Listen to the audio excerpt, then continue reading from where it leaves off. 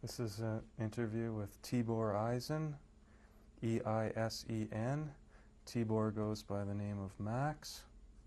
Max was born in Moldova, Slovakia, on March 15th, 1929. My name is Dave Harris, and this interview is being conducted in Toronto, Ontario, Canada, and today's date is February 15th, 1995.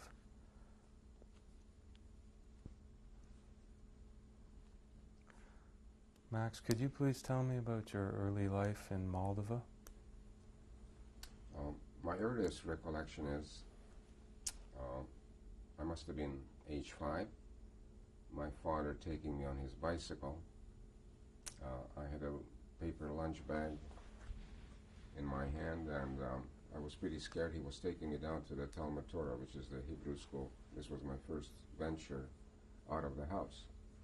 And it was a nice sunny day, and I was, when I arrived down at this Talmud Torah, which was next door to the synagogue, there was a small yard where the kids were playing, and they were playing ball, and some were different type of games, and I was handed over to the teacher, and I remember being very scared. And my father left me there, and I guess from that moment on, I really didn't hit it off with this teacher. And here I was at the Talmud Torah learning Hebrew. My problem was that whatever we were learning in Hebrew, we had to translate it into Yiddish. And I didn't understand any Yiddish whatsoever because we spoke Hungarian at home. The area where we lived, everybody was Hungarian speaking. So this was a first problem, and in fact a year later when I started public school I had to start to learn Slovak, which I didn't understand either. So within a span of 1 year I had to learn 2 new languages, and I guess I was a pretty confused kid. And so I'll tell you about my family. At that time I was the only son. We lived in a quite a big house with my paternal grandparents, my grandfather, grandmother, and my uncle and aunt, and I was the only child at that time. And later on I had 2 younger brothers. One was born in 1934, and I guess the other one was born in 1936. And I had a little sister, and she was born in 1943. I lived in this nice big house with lots of space around. My grandfather had a lumber yard. We had quite a big yard, and we had a very big fruit garden with many fruit trees. And my grandfather was taking care of these trees. He was quite an expert with trees. And we had a vegetable garden. So, and we also raised our own chickens and geese and ducks. And, you know, we were sort of a very self-contained family, just like many families in a little town of our size were, most of them. How many people were in Moldova? There were approximately, as far as I can recollect, about 3,000 people in this little town. We were in the middle of a farming area, and there were many farmers that lived there. And how many Jews were in town? There were approximately 40 Jewish families in town. And when I think back, I realize how very well organized this Jewish community was. We had a synagogue, as I mentioned before, and we had a Talmud Torah, Hebrew school, even though it only had 2 rooms. But there was quite an emphasis put on Hebrew learning. You know, we all had to start to go to Hebrew school at age 5. And once I started public school, public school finished about 4 o'clock in the afternoon, and within a space of a half an hour we had to be down at the Hebrew school till 7 o'clock every evening. And we went to Hebrew school on Sundays as well. So I just want to say my grandfather had a lumber yard, and he was in this particular business with my uncle. And my father had a small distillery, and he had a place called the Cellar. And it was actually a cellar where you had to go down about 15 or so steps underground, and there was a sort of like a pub, but he was only serving like hard spirits, where the farmers used to come to drink, and we also used to make some liqueurs that he was selling in bottles, and I recollect filling bottles with different liqueurs, chocolate liqueurs, creme de menthe, or pear liqueur, and putting on all these fancy labels, from different parts of the world, and putting the red wax on the bottles to close the cork type of thing, and then put them in the straw jacket. And I remember I used to deliver these to different customers.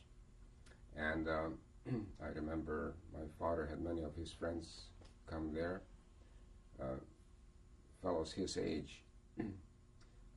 At that age, when I was 5, 6, 7, I thought that my father was a very old man, but I realized that he was only in his early 30s, actually. And so in this town, we lived with our neighbors who were Christians, Gentiles. Jews did not live all together in one area. We were sort of dispersed in between. Most of the Jewish people were, they had small businesses, textile, yard goods, and groceries, stuff like that. And we were very Orthodox Jews, like most everybody in this town. All of the Jews were Orthodox Jews. And we went to synagogue on a regular basis, and especially on Shabbat, Friday evening, we all went to synagogue with my grandfather, my father, and my uncle. And of course, Saturday morning again we did that, and Saturday evening in the summer we went again. In the winter we usually stayed at home Saturday evening. And we had our services, between the three families, my grandfather, uncle, and my father. And life was pretty good. I had many friends. We had a lot of fun. We had much space to play around in our own house, in the lumber shed, and we had an old stable, and we were playing, I remember, cowboys and bandits. We had all these books, about cowboys and bandits, and we were not allowed to read these books. In fact, I remember I had to read these books sort of secretly, because when my father found these books, he used to take them away from me and tear them up. What was his objection? Well, his objection was that it was not the right thing to read. I had to keep my mind on the learning, and I had a real problem with, especially with the Hebrew school. The teacher wanted me to learn. He wanted to show my father that he's doing a real good job, and this teacher had a stick, that he was really giving us the works with this stick. And I remember many a day that I was going home with a real bad. He used to hit me, and I used to get a nosebleed, and my shirt was full of blood. And if I complained at home, I used to get some more from my father. So this was the type of thing that went on, and I did not sort of cotton to this particular type of thing. I remember many friends of mine that they were really fantastic in Hebrew learning, and there are two of them, two brothers, the two Lichtman brothers, that are alive today. One is living in Los Angeles, and one is living in Long Island, New York. And I remember so vividly that the end of the Zman, which is the end of the particular season, which was in the summer, when our school year finished, the Hebrew school, and they were exams, and these two fellows and a few others, they were able to tell many pages of the Talmud, without, just by heart. I was always amazed at this. And so I was sort of learning all my years till about the age of 12. All this was sort of hammered in year after year, It was like a repetition type of thing. And I really didn't understand much what I was learning until I came back from the concentration camp. where I had to learn German, and then I understood sort of, what I learned in the Hebrew school. What type of subjects are you referring to? What type of understanding? Understanding the Chumash, which is the 5 books of Moses, Genesis, Exodus, and so on. This was the first thing that you started to learn in Hebrew school. And then there was the commentaries on that, and then we also learned Gemara, which is Talmud. So life went on pretty good. I used to, I remember we had my friends as we were coming out of school every day.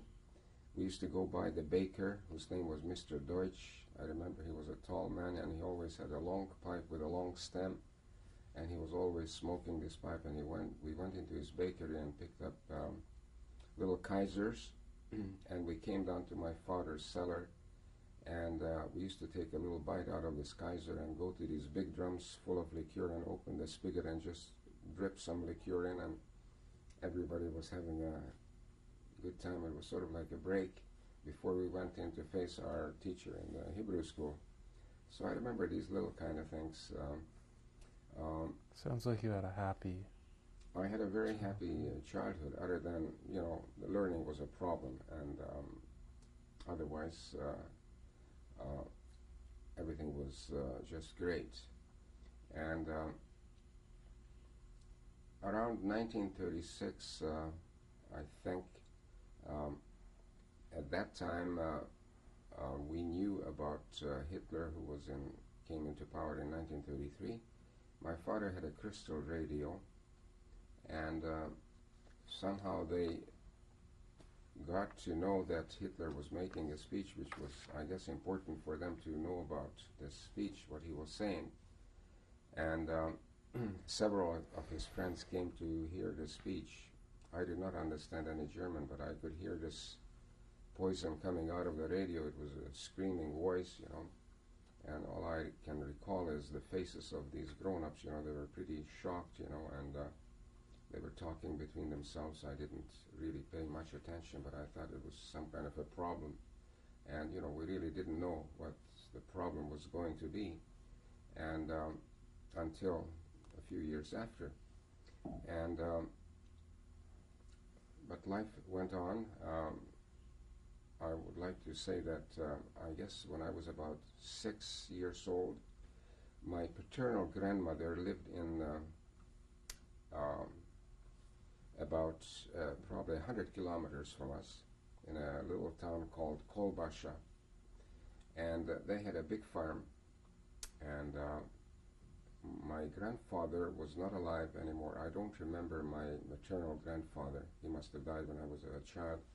So my grandmother and her 2 sons, my 2 uncles, were running this farm, and these 2 uncles were not married. It was a big farm with many cattle. I remember they had a big herd of cows that the herdsmen took out every morning to the pasture, and they had many teams of horses, because this is the way the fields were cultivated, with horses.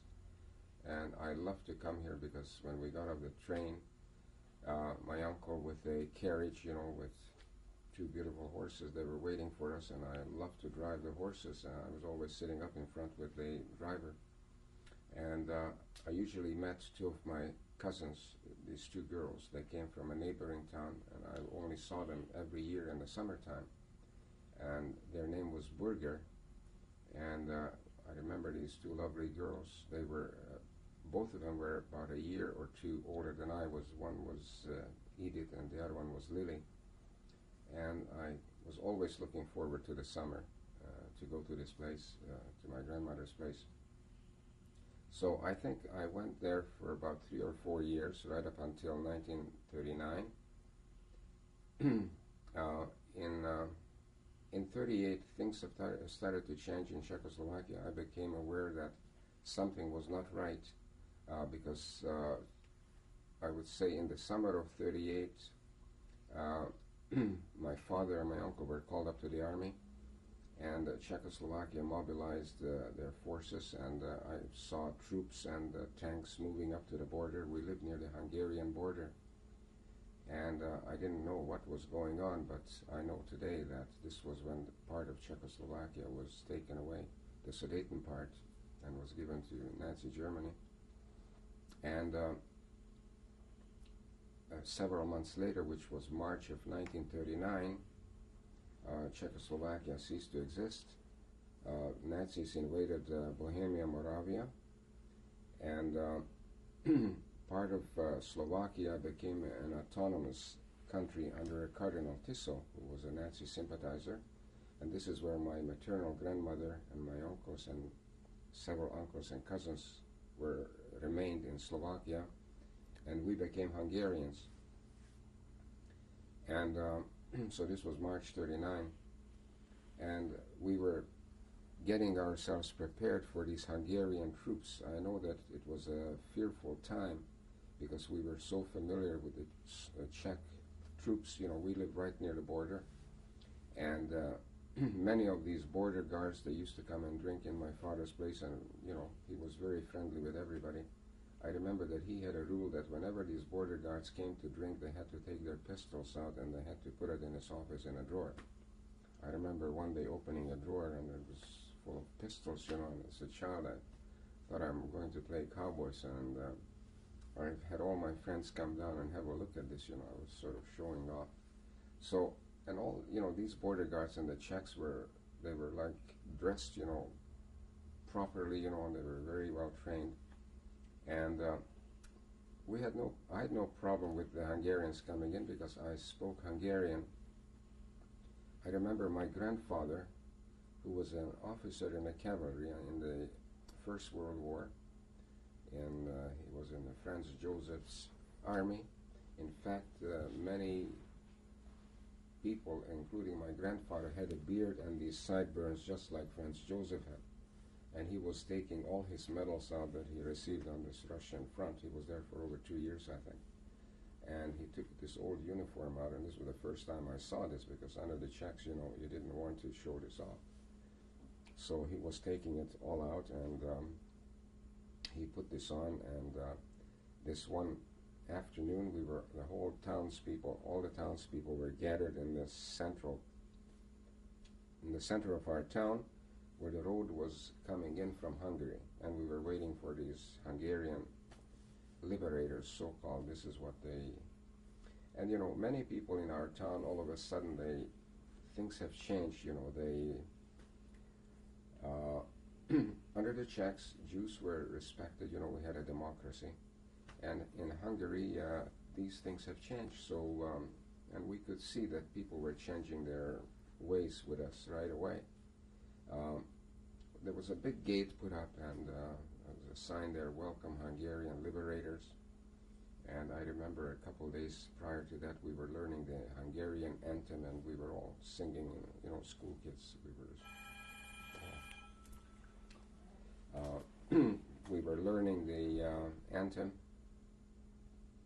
and soon enough we could see an officer on a horse leading a troop of soldiers, and when they came into town and they were dragging themselves, and I remember as a child, I was 10 years old, but I remember these patches on their pants, you know, and they look kind of bedraggled, you know, and I said, you know, what kind of an army is this, you know? Anyhow, my father put up a sign in his place of business, you know, I'll call it the cellar, this is what we call it in Hungarian, the pince. And he said, "Welcome Hungarian Liberators," and there were drinks served to these soldiers for 2 days, gratis, you know, free drinks. And they were drinking away. I remember they were having a real good time for 2 solid days. My father was handing out these drinks.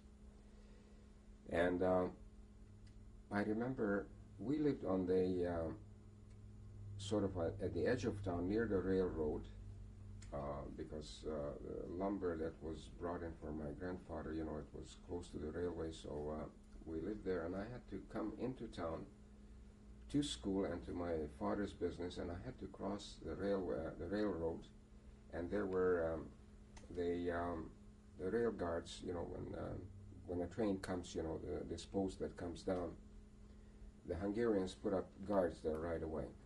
For what reason, I really don't know what they were guarding, but instantly, as soon as he saw me coming, he said, "You're a Jew?" Because, we as Jewish kids, we always wore a cap, so he could tell right away that I was a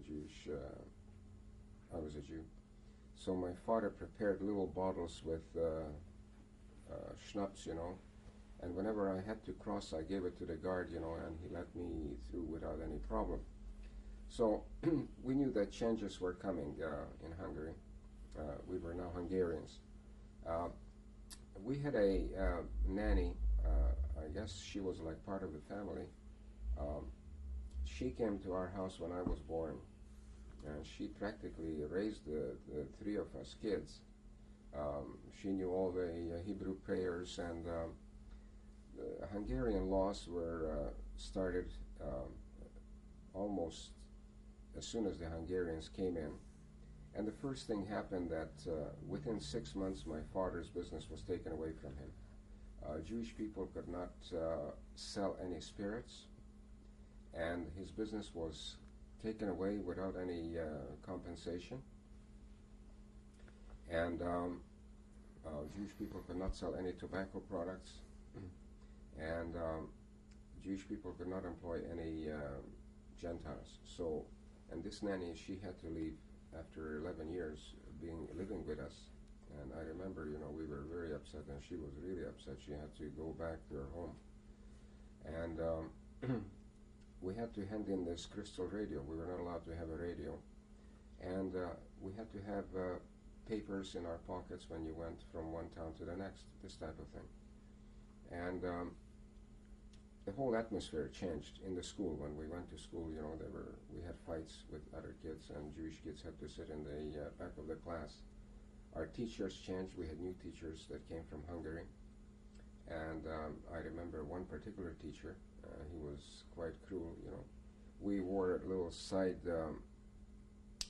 it's called a payas, like a sideburn.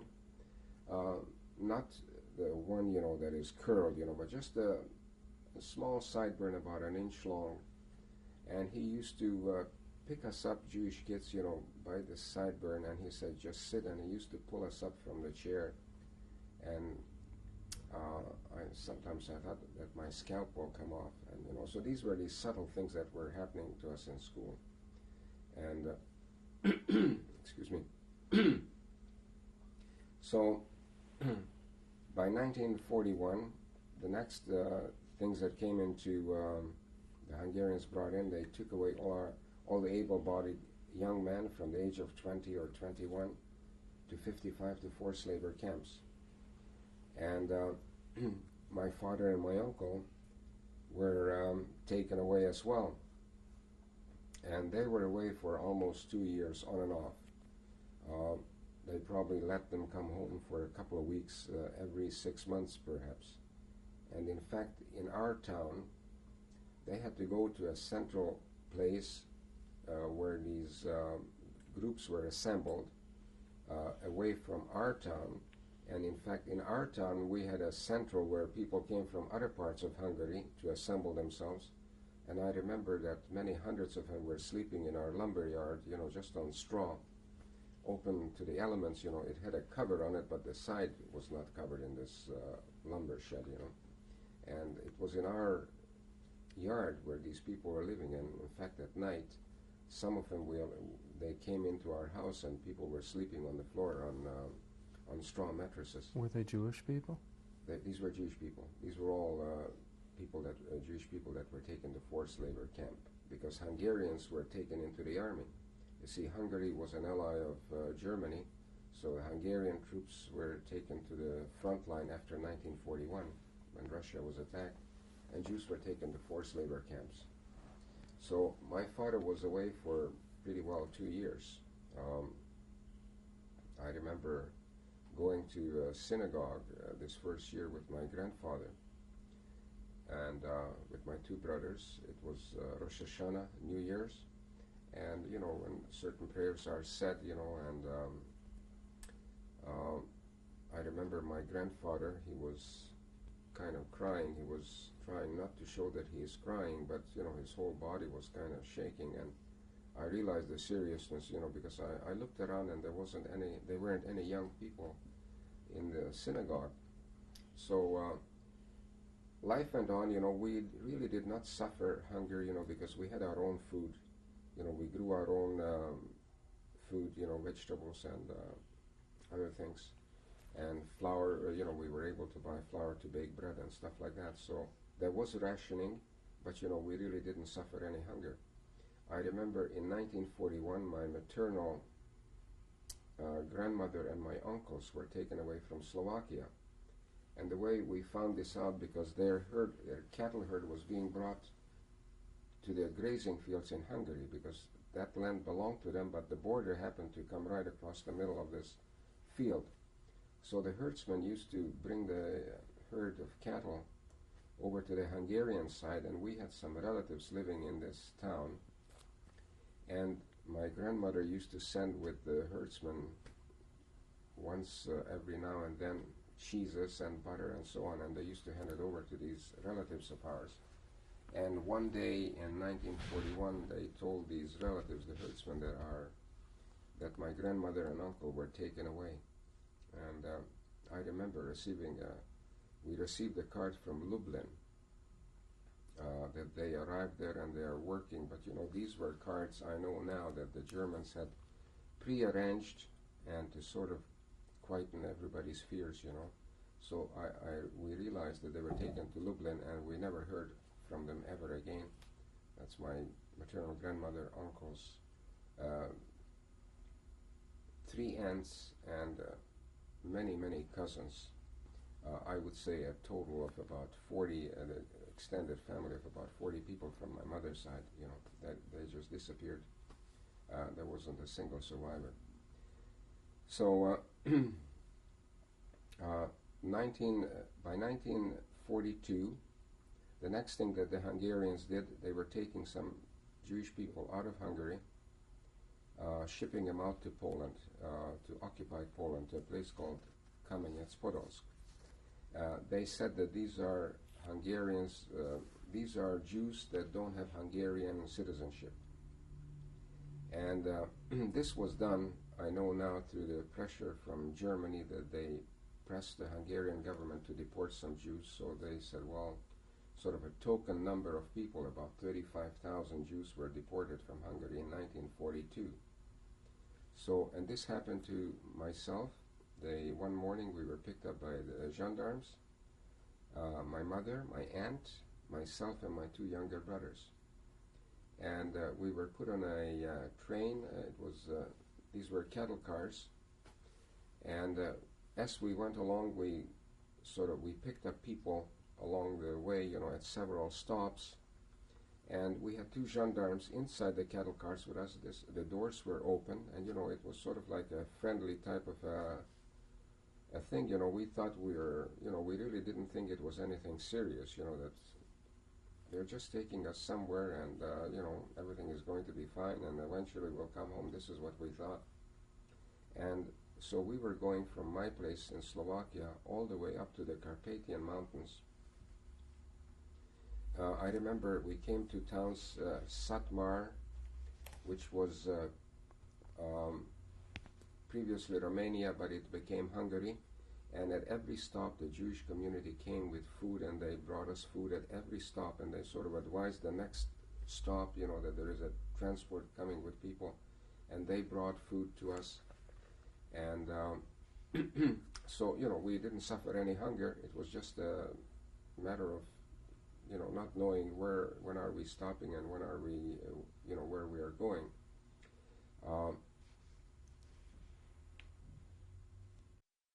Max Eisen. Please continue with your story, Max. So here we are on this train, and as I mentioned before, Jewish communities were bringing food at every stop. Whenever the train stopped, they helped us with food and so on.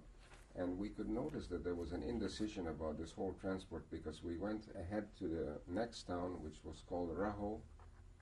This was in the Carpathian. And then we were standing there for about a day. The train was shifted back. We came back to Satmar. and we were standing there, and then again we were shipped forth again. So we were being shunted back and forth for several days. I remember the train was stopped in the Rahov, and there was a hospital troop train, a Hungarian troop train coming from the Russian front with wounded, We were standing side by side, and some of these soldiers, when they saw us, they could tell, that we were Jews. And I remember one soldier was yelling, "You stinking Jews, you'll be floating in the Dniester," which is a river in like leaves from a tree. This is in Hungarian. You'll úgy fogtok úszni a Dniesterbe, mint a falevelek. So at first I couldn't understand what he was talking about. Anyhow, the train went on, and we arrived at a place called Körösmező, which was near the Tatar Harbor, which is the pass over the Carpathian Mountains to go to Ukraine, I guess. And we arrived in this big sawmill, and we were handled by Hungarian MPs. These were the gendarmes, the frontline gendarmes, and we had to line up, and they were checking all our luggage. And there were two brothers from my town. Their name was Bodner. One was Bodner Yidu. I forget the name of the other one.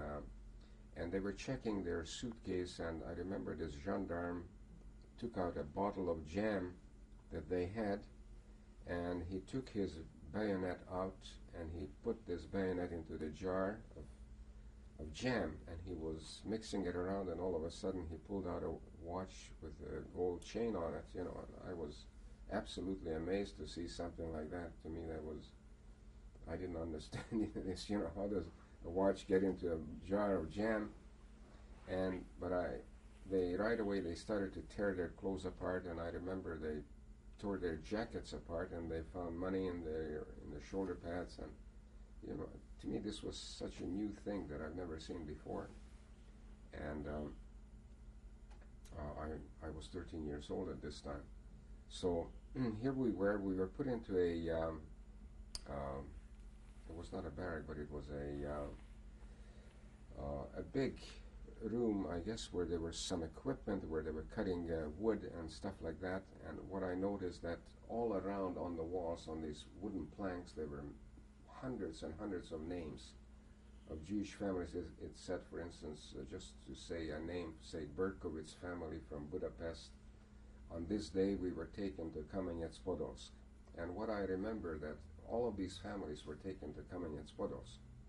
I had no idea where this Kamenets-Podolsk was. And we were there for approximately 2 weeks. There was a kitchen set up by the Hungarian Jewish community, and we were given a bowl of soup a day. But pretty well, we had to buy the money that we brought with us. I remember we had to buy some of these small little black rye breads from the native Ruthenian people. They sold us these little breads for a lot of money. I can't recall exactly what we paid for it, but I know it was an awful lot of money.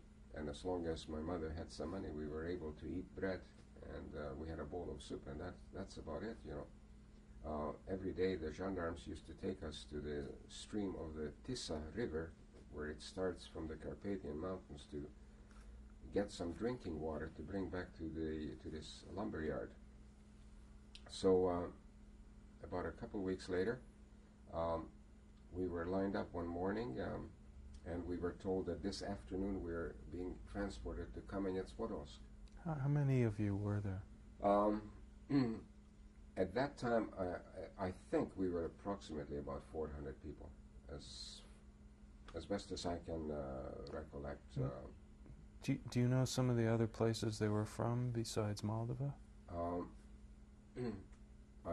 I know there were some people from a place called Máté Szalka, which was also in Hungary, and some from Kassa. It was a mixed group, because from my town, I think there were only about 4 families taken away at that time. So this officer told us that morning that we were going to be taken on a transport to Kamenets-Podolsk. And afternoon came around, and the trucks came, and we were loaded up on these trucks, and trucks were ready to roll, and we didn't see this officer. He was a Hungarian officer, a rank of captain, I believe he was. I remember he had a big mustache, and he was a very nice man. In fact, he didn't give us any grief. He was an army person. We had more problem with gendarmes. They were very brutal. So all of a sudden, this Hungarian officer came galloping on his horse, and he yelled and he said, "Stop the transport and everybody down from the trucks." And he told us that we're going home. And, we were really pleased to hear this, because that was unexpected altogether. We didn't expect this. And he said to us, "Look, there's a train waiting down at the station, and you'll have to buy your fare back home, and those people that don't have money, the others will help them to buy their tickets home." So we got our few rags together, and we marched down to the train station. The station was called Havasarja. We got on this train, and we started our track back home. And this was a trip, I guess, about 2-3 days, because it was a slow train. It was not an express. It was a train that stopped at every stop. Now, how were the people faring condition-wise?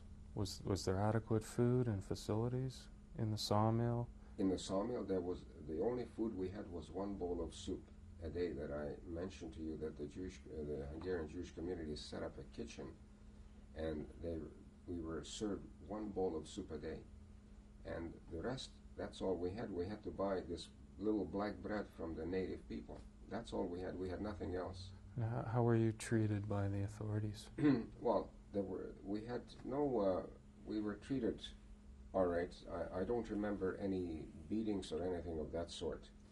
I remember one thing, though, that when we arrived, as we were being checked through by these gendarmes, the military police, I remember some other guards came, and about 100 feet away from where I was standing, I could see there was something on the ground like a metal grate or something like that. And these gendarmes went and they picked up these metal grates and they started to yell, and all of a sudden soldiers were coming out of there wearing Russian uniform. They had a certain type of a cap, and I was so shocked to see that people are living in a hole in the ground, and they were beaten, and they were formed up into groups and marched off somewhere, I don't know where. These were prisoners that were brought back from the Russian front, and this is the way they were kept in this place. But, we were treated, I wasn't beaten or anything like that, food was very scarce, and... So the mood was not uneasy? The mood of the group? Well, it was not uneasy, we sort of managed to roll, with the punches, When I look back, I'm amazed, but, at that time, we were not used to all these luxuries, we were able to we lived in a very modest way, and I guess we just got used to living that way, and you did the best you could. So here I am on this train back, and we got off in a place called Chap. We had some relatives living there. I know that we were very filthy, because there was no way we could wash ourselves. And we had these relatives living in Chap, so my mother said, "Let's get off the train." So it was my mother, my aunt, myself, and my 2 little brothers. And we came into our relatives. And I remember we had a good wash, and we washed our clothes and everything else, and we had a good meal. And we stayed over for one night. I remember slept in a bed, for a change, not on a floorboard, on sawdust. And that was very good. And the next day we got on a train and we started our journey back home. So I just wanted to tell you, when we were taken away, I didn't mention to you that my grandfather and my grandmother were not taken away with us. This was really odd, my grandfather, because he was a war veteran. I guess maybe that was the reason they didn't take him away. But I remember he ran to the train that morning when they were taking us to the train with some milk for us, and when he went back home, he sent a telegram to the labor camp where my father and uncle were, and told them that we were taken away.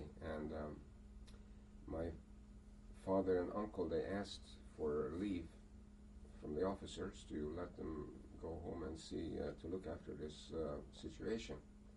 And they were not allowed to go, so I remember several days after they escaped from this labor camp, and they came back home to our town, and they got the story what happened, and what they did is they hired a taxi, and they tried to find out where this train was going, and it took them quite a while until they got a thread of a lead, where we were taken, and they sort of followed all the way up, and they came up to this place in Körösmező a couple of days after we have left for home, you see.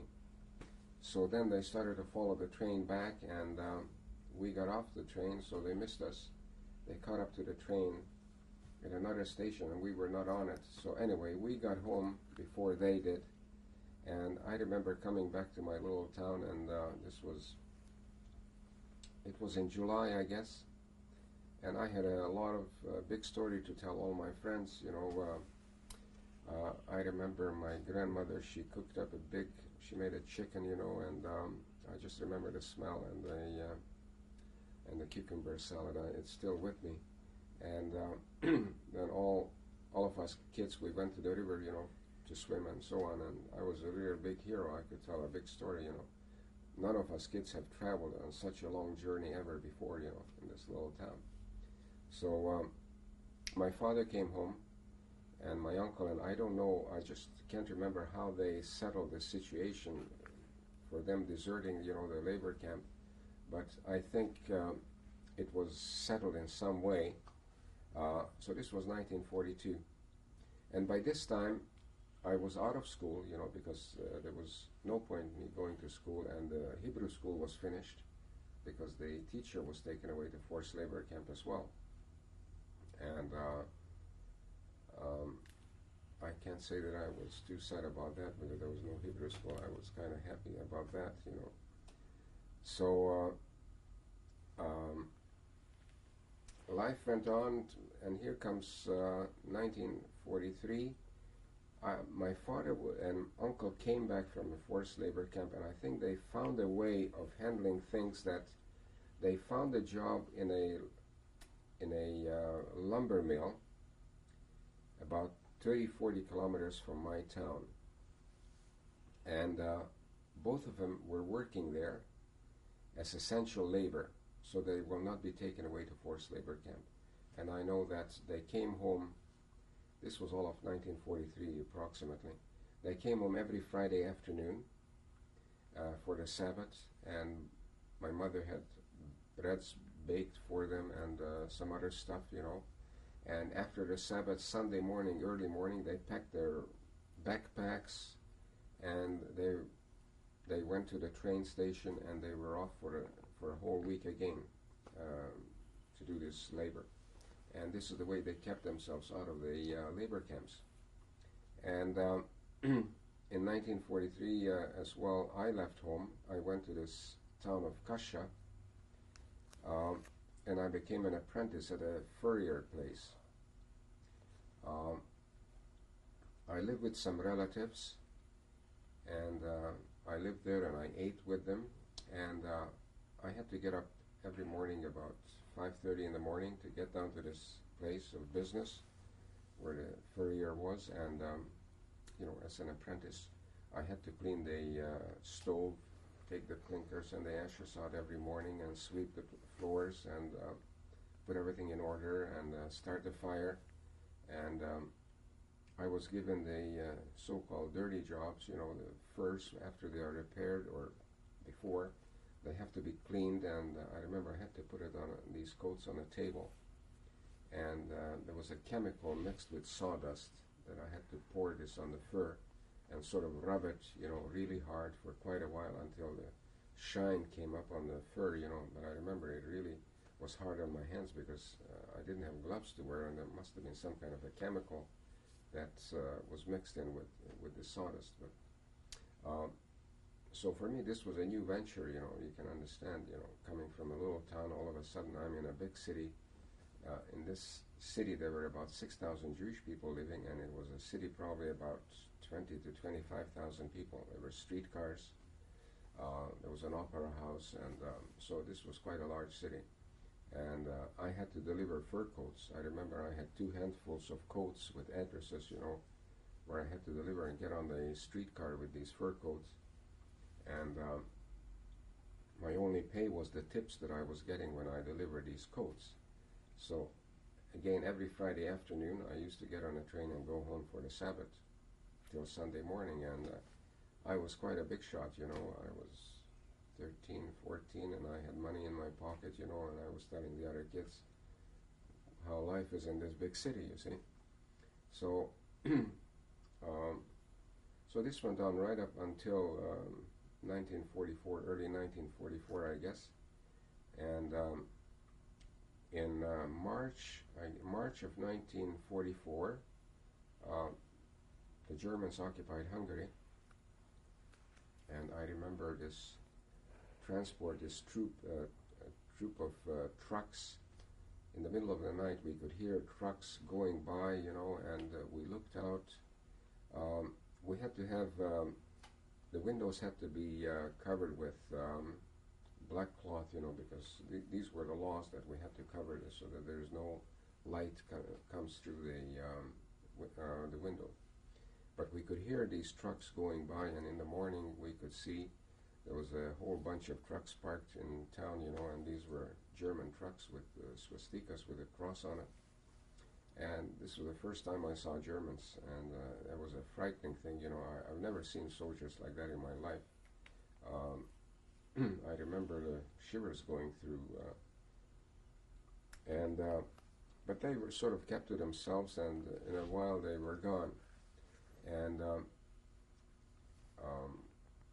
came Passover of 1944, and we had the Passover meal was always, the Seder was a big affair, it was in my grandfather's quarters. Like, each of us had separate kitchens, ourselves, my grandparents, and my uncle and aunt. But for the Seder, for the Passover meal, we were all together, in my grandfather's quarters. And I remember there was a big long table set up with all these goodies, with all the foods and things, and the whole family was there. And this was the last time that our family was sitting together at a table together like that. And my younger brother, as is customary, asked the questions, why is this night, different from any other nights? And we ate the customary foods, Who ran the Seder? Pardon? Who ran the Seder? My grandfather ran the Seder. He was the head of the family. He was the paternal figure, in the house.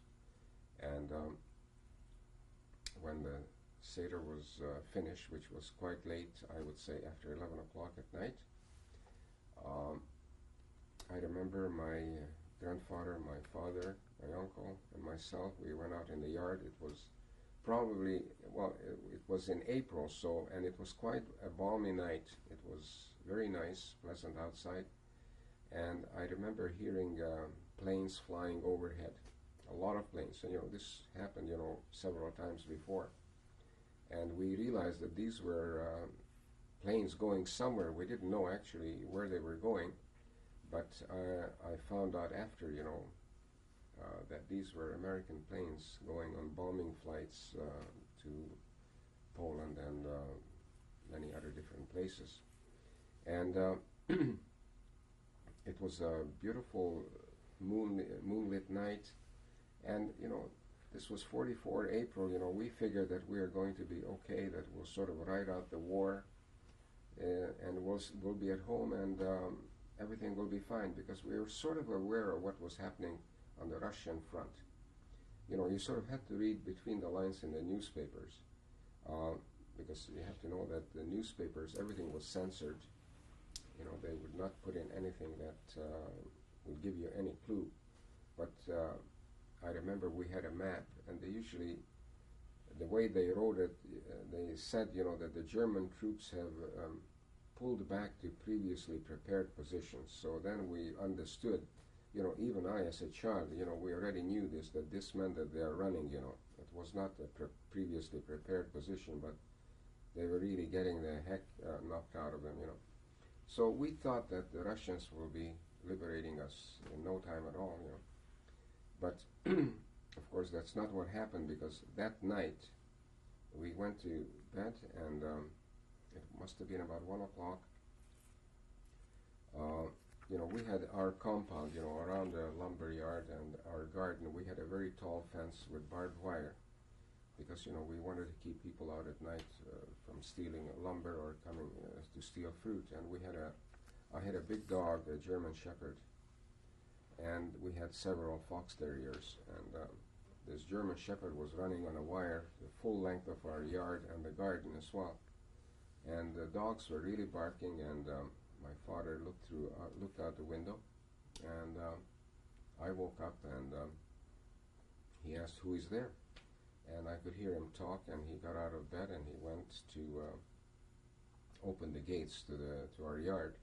You know, we had big wooden gates, and this fellow came in with his horse and buggy, and my father took him into grandfather's quarters. This fellow was a forester that I've known him, and I remember he was telling my grandfather, he said, "Mr. Eisen, I came to take your family away because tomorrow morning all the Jews will be taken away from this town." And you know, my grandfather says, "Well, it's a holiday, you know. This is Pesach, you know. It's Passover, you know. We're not allowed. We're not permitted to, you know." So we just stayed, you know. And this man was really upset, you know. He couldn't understand this, you know. But did they have a long? What grandfather said, you know, this was the last word, you know, and that was it. Was there a long discussion over this? Pardon? It was quite a discussion, and he left, you know, and we just... Do you remember his name, the forester? I don't remember his name. I remember he had a green uniform on that he always used to wear, you know, like breeches, you know, with high boots, and he had this hunting hat, you know, with not feathers, but like a bristle, you know, from... and he went, I guess he must have, wherever he was the night before, you know, in a pub or somewhere, I guess he heard this from the gendarmes, you know, when they were drinking, that somebody must have slipped a word, you know, that this is what's going to happen the next day. So he left, the gates were locked, and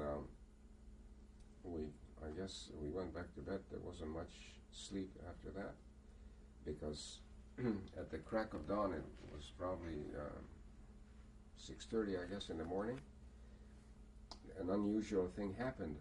You know, we had a town crier in town, because, you know, that's the way the news were reported, you know, any loss from the mayor or whatever. There was this little fellow who went to different spots in town, and he had a drum, and he played his drum for a few minutes, and that meant that everybody has to come and listen to what he has to say. And then he took out this roll of paper, and he had a very loud voice, and, you know, he felt he was a very important person. And this happened right in front of our house. And, you know, we belonged to a different municipality, and we never had this town drummer in front of our house. And this happened that morning.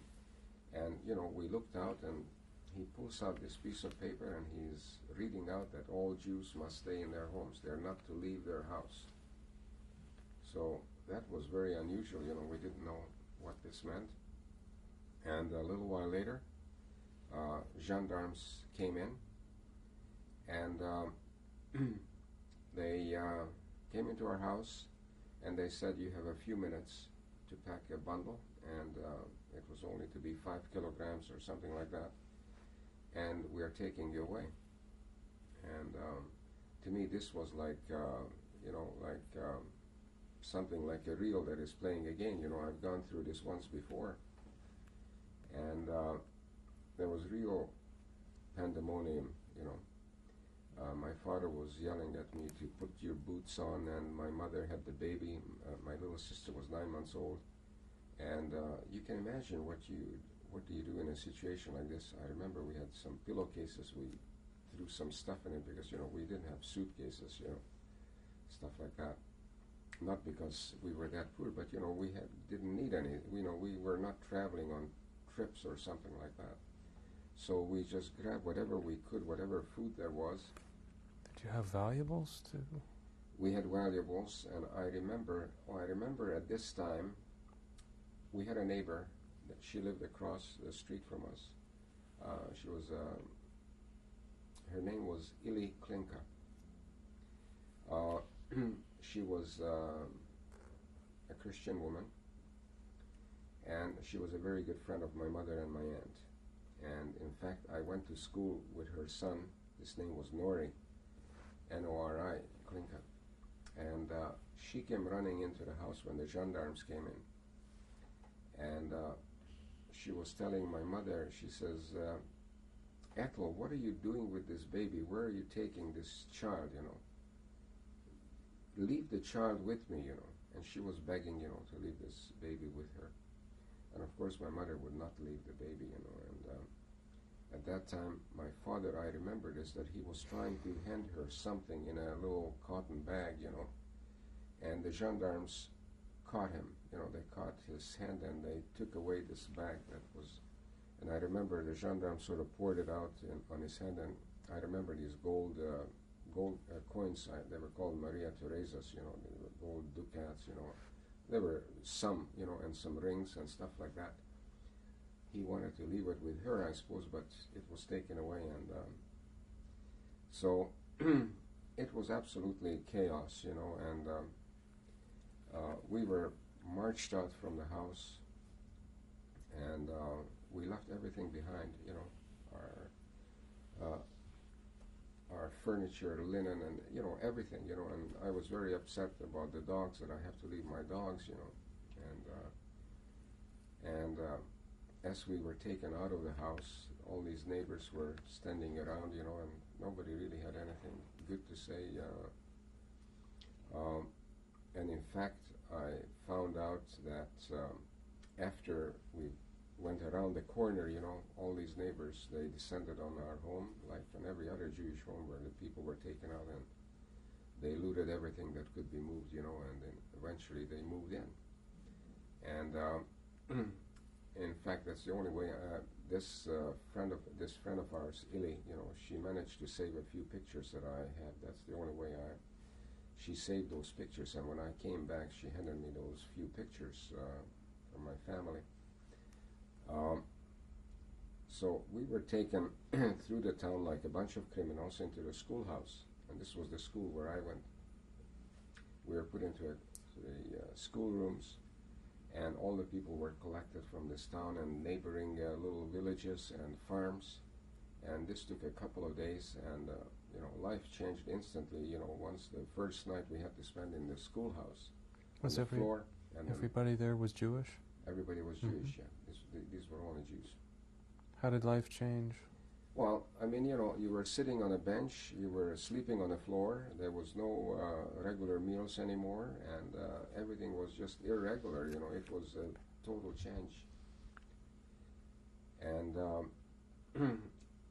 you were there with your grandparents and the rest of the town, and, there was no more privacy. This was the first time that we were all sort of thrown together in one room. Everybody from town, and children, the babies were screaming, and there was no meals being cooked. You just ate what you brought with you, and I remember this was Passover, and that we had no bread. We just had the matzah, and that can't, you're pretty hungry if you're eating that kind of stuff, So, we had no baked bread, you see. So after 2 days, we were taken through the town and taken to the railroad yard. Of Max Eisen. Could you please continue with your story, Max? Before we leave town, I'd like to come back to our neighbor, who was a very good friend of ours, a Christian lady. Excuse me. Um, since we were Orthodox, and as long as we had this nanny living with us, you know, so in the winter she was starting the fireplaces so that we wouldn't freeze, you know, because if you're an Orthodox Jew, you must not light a fire. You know, the law is that you cannot do any work. So she was lighting the fires, you know, in our quarters, and my grandfather and my uncle and aunt. And when she had to leave in 1939, well, this friend of ours, Ili, she was doing this for us, you know. And otherwise, I don't know what we could have done. I just can't figure, you know, how we would have lived, you know. Because there was no such a thing as central heating, you see. Every home was heated by wood stoves and as such. So she was a very great help to us. The closest Gentile friend Yes, that the family I had? would think so, yes. Yeah. She was I can't think of any others offhand that there was nobody that was that close to us that she, you know. And so here we are. We're going back to the schoolhouse where we are being taken out of the schoolhouse this one morning. All of the Jewish people from this town, approximately 300 of us all together, men, women, children, and we are marched through town, guarded by gendarmes, and we are taken down to the train station. And we are loaded up on a train. This time it was just a regular train, and we are taken to a neighboring city, the capital city of our province, which is called Kasha. Now, on the march through town, how did the other townspeople behave? Well, there were some people who were yelling at us some derogatory remarks, you know, stinking Jews, you know, you're going to get what's coming to you, things like that. I remember being very ashamed that I was marching in this, you know, and people were yelling these terrible things at me, and it was I felt really terrible, you know. I said, this is my town, and all of a sudden, where I was born, and I lived here for 14 years, and I could sense that I'm different than they are, you know. They are standing on a firm ground, they are at home, and I don't know where I am going, you know. I felt really bad, you know, and very uncertain of what's going to happen to me, you know. And so these were the feelings that I had, and we were not treated very nicely, of course.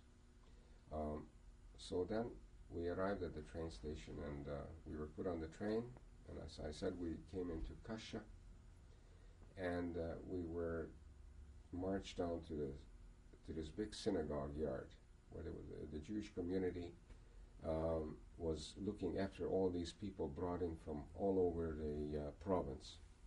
Kasha was the provincial city of the province, and the system in Hungary was that they were collecting all these Jews into central places in the capital cities of the provinces. The plans were, you know, which we didn't know, but these were the plans to bring us to near major railroad yards where they can put us on trains and ship us straight forward to Auschwitz. So they told us, in the meantime, if we have any relatives, to go and move in with them. So we did have some relatives. Their name was Davidovich, and these were cousins, and we moved in with them, our whole family. And I remember we were sleeping on the floors there because they had an apartment, and it was just an apartment sufficient for themselves. And all of a sudden, we all moved in. How many of us? Let's say 2, 4, 6, 11, 12 people moved into this apartment, you see. And so we stayed with them for approximately 10 days to 2 weeks. And I was going out into the town with some of my other friends they lived in the neighboring area. I knew the city Kasha because I was working there as an apprentice. And this was the first time when we were going through the streets, we saw a troop of SS soldiers marching by, you know, and with their jack boots and their hobnails, and it was a frightening sight. And gradually the laws came, and they announced this, and posters were put up on the walls And they said these streets from here to here, they have to move into the brickyard by a certain date. So they were sort of tightening the whole area. We were not in a ghetto. We were living with our relatives, and many others lived with some other people. But they were cutting down the area, so they announced that this section has to move out by a certain area at the pain of whatever, and they have to be in the brickyard. And so we had to move one day. We had to walk up to this brickyard from where we were living. It was quite a march, we carried our bundles, and we came into this big brickyard. What did you have in your bundle? Well, we had some clothing, and we had some food that we bought again, in Kasha, and so we took some of this food with us. We didn't have much, we only had a little bundle, So we came into this brickyard, and this was a huge place. We were put into a big shed. I think there must have been close to 2,000 people in this big shed. And I know from statistics that I read post-war that there were 18,000 people collected in this brickyard. And you can multiply this by all the other provinces, where they were collecting the Jews. So you can see 18,000 people living in an area like this. They were living, some were put into these big kilns where they were burning the bricks. All I remember is red dust all over the place. And it was terrible. There was no running water. I remember the first time they were building latrines here. And it was a terrible sight, that's the first time I saw anything like this. The smell was awful, and there was no privacy. Children were screaming, and there was a kitchen put up, and again, comes down to that bowl of soup. This bowl of soup becomes a real big thing, and the brickyard was fenced around, and I remember gendarmes were guarding the brickyard all around. And the Nazis started this brainwashing, because almost instantly, perhaps a few days after we arrived there, this SS officer came into the brickyard, and he made a speech, and he was telling us in Hungarian and German that we're going to be resettled in the East. And, he said this every day, and he said that families will be together, and you can take everything you have with you. We didn't have much, but, when you have that little, it becomes all of a sudden a big possession, I realize that now. And you're sort of holding on to something. It ties you to your home, and it gives you some security. So, but when they said your families will be together and you'll be working together, that really sounded good, and we sort of couldn't wait to come to this promised land, whatever that was. We had no idea. We thought it was Eastern Hungary. We never thought it was going to be in Poland, So this went on for about a good 2 weeks, this brainwashing, and finally the transports started to leave, and I think there were 3 transports that left from this brickyard in Kasha. And when the transports were leaving, they were asking for kids to come and clean up the mess. People leave a lot of trash and stuff behind, and we had to clean up everything to sort of like to wipe out all the evidence, that was left behind,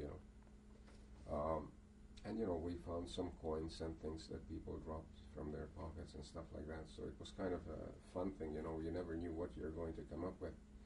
And finally, the 3rd transport arrived, and we were on this 3rd transport. And we were taken by the gendarmes to these cattle cars that were lined up there just 10 minutes away from our place, and we marched up there, and we were loaded up in these cattle cars. And we were crammed in tight. Must have been 100 people in this boxcar. And initially there was a pail of water, and there was another pail there for sanitary purposes.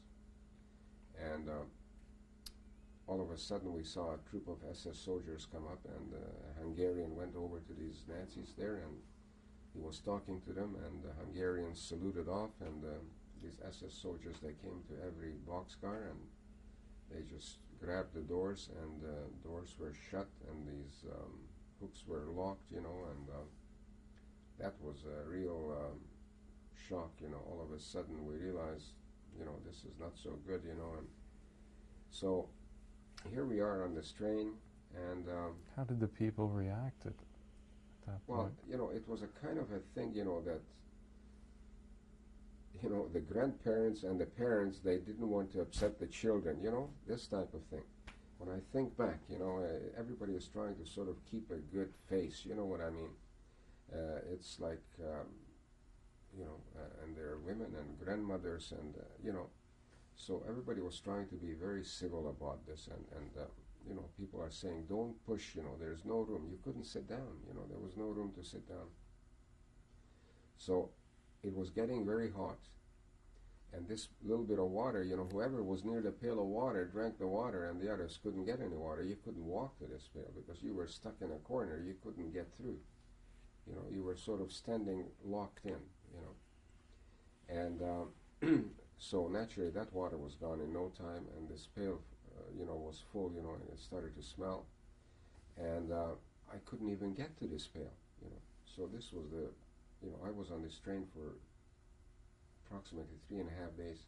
The train stopped at many stations, and we were screaming, there was a little opening on this cattle car, with some bars, and we were yelling to give us water, but the doors were never open, and there was never any water given to us, So some people died. I remember this the first time I saw a dead body. That was the second time actually. I forgot to tell you about my aunt that passed away just before, but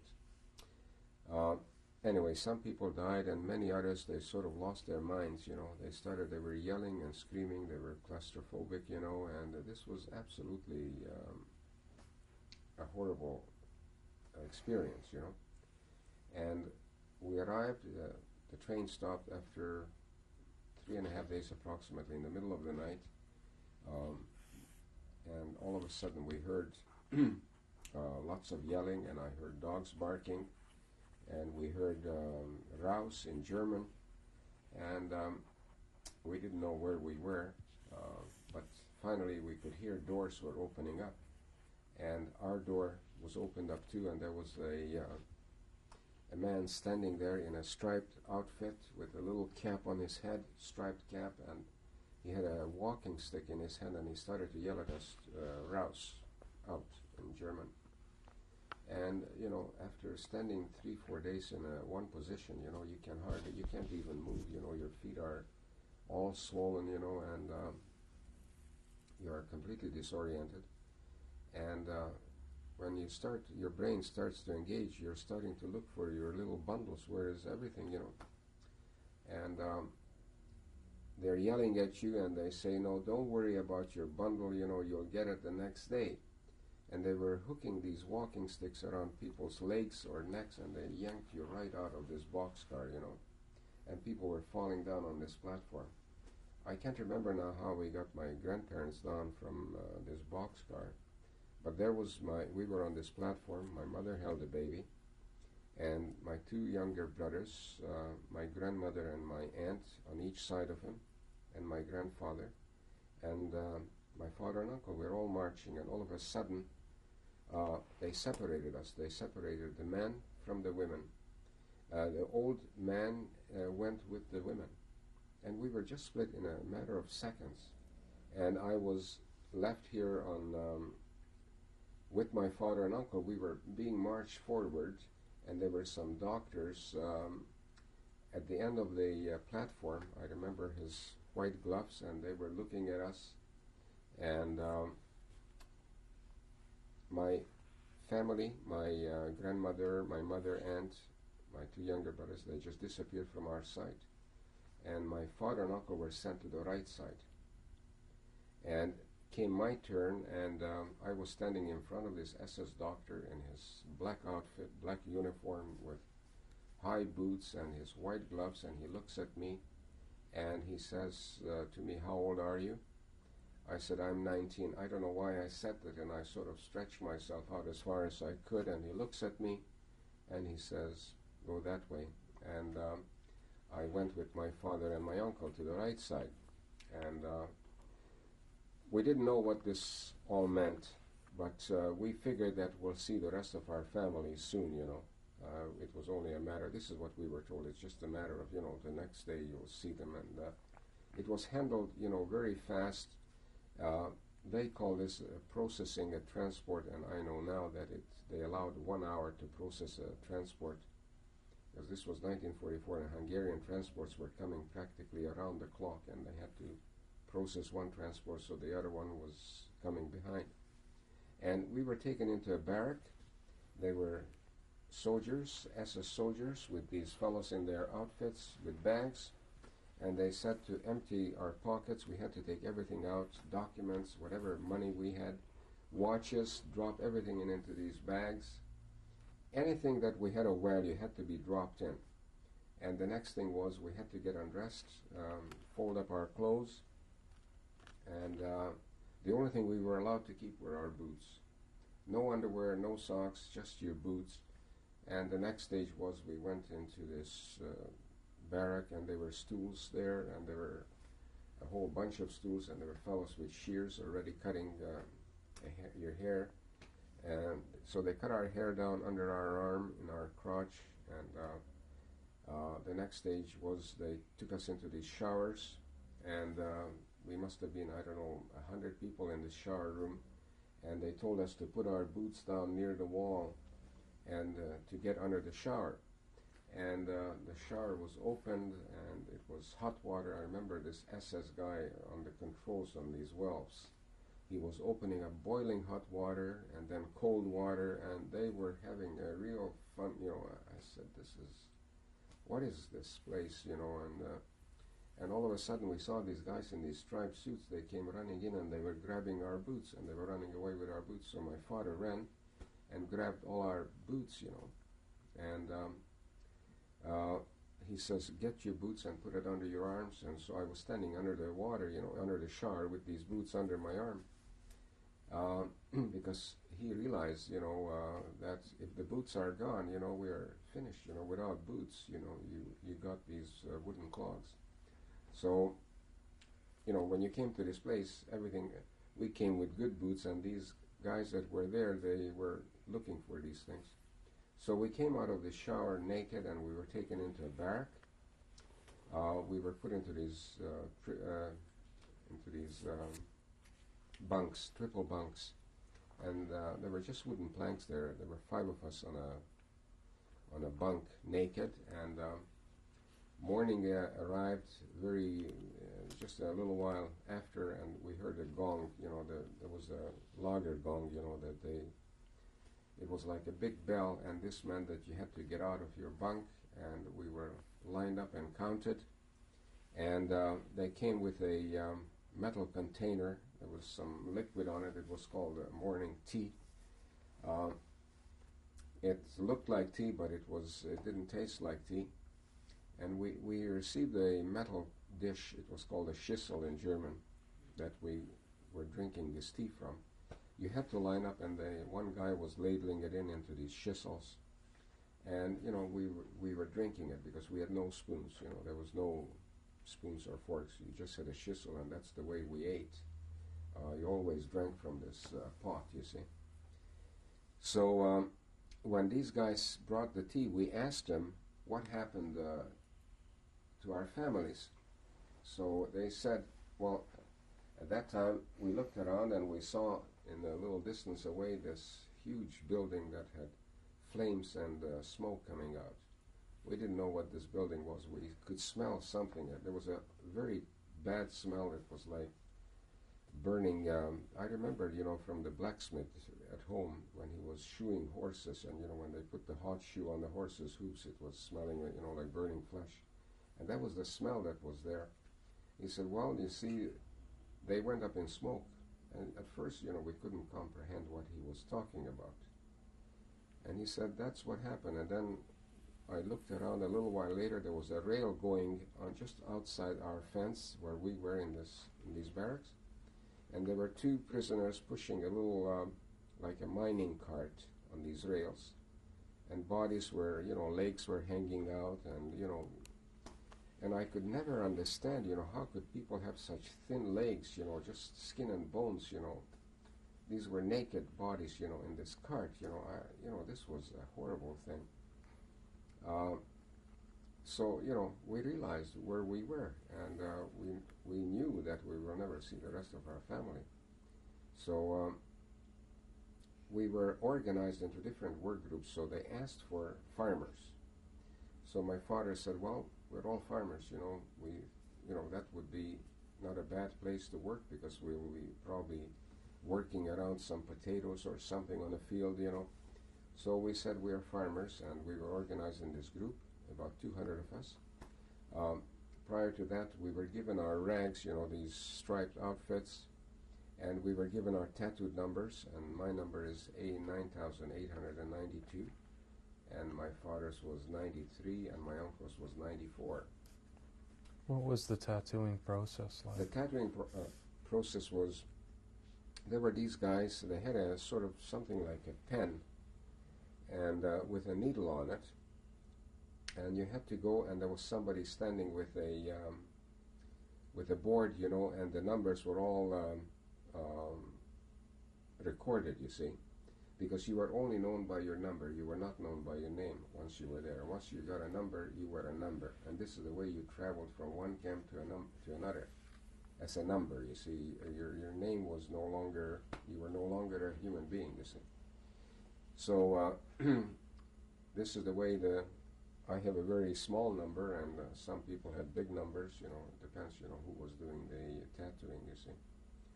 So, but we sort of felt that, once we had a tattooed number, we thought that, well, we're going to be working here, because it sort of started to sink in that, some people were burned right away, and we didn't know the process that was going on there.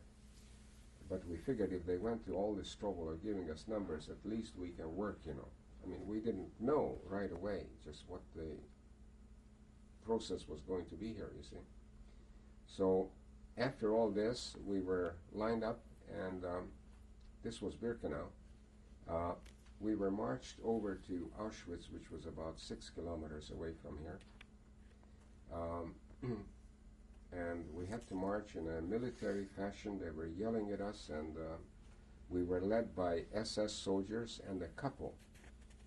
A couple was usually called a person who was the head of a working group. He was the boss. That's what a couple was, but that's the way they were called, couples. And they usually carried a heavy rubber truncheon. And these couples, they were in charge of us, and they could do practically anything with us. They could kill you on the spot, and they did not have to apologize to anybody for this, because the Germans, the Nazis, have given them this power, because it was these people that ran the infrastructure in the camp, you see, and the work details. So we were marched into Auschwitz. I remember coming to Auschwitz.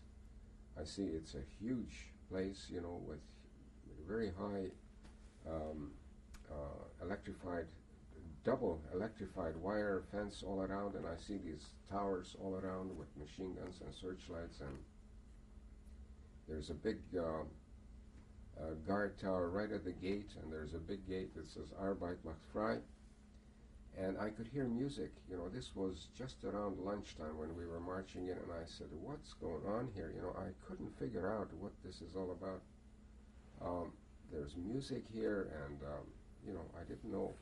I looked at these brick buildings, and they looked not bad. It was better than the barracks in Birkenau, because those barracks in Birkenau were wooden things. They looked like stables, I said, this is not a bad-looking place, My first impression, there was music and these big buildings and lots of SS men bristling around the gate, and then the gate was open, and we were marched in.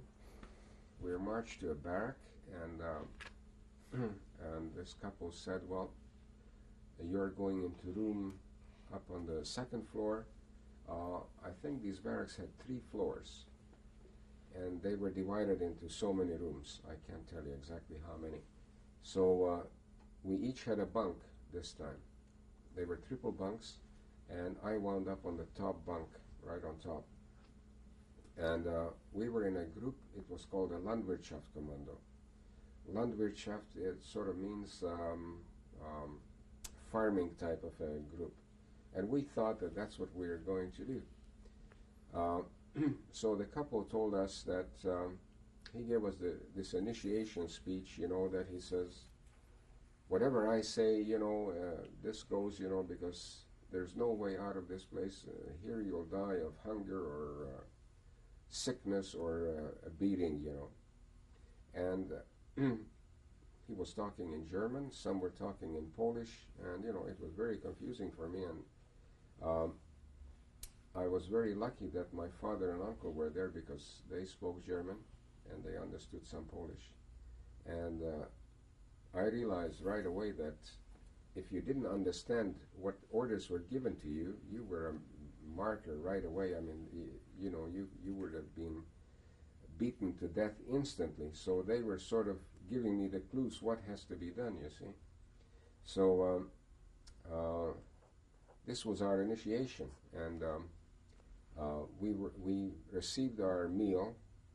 They brought a soup, and I remember this first experience with this soup that they brought down. I tell you, I don't think I'll ever forget this terrible smell of this soup. It was absolutely revolting, and I was so hungry, because I was, about 3-4 days on this transport, and all I had was a cup of tea that morning. I had nothing to eat in those 4 days practically, and they brought this soup, and I just couldn't put it, I wouldn't touch it.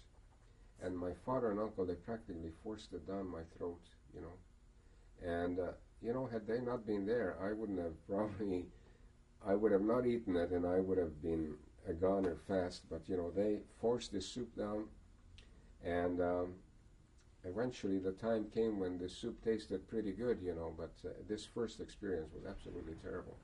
So this was my first day in Auschwitz.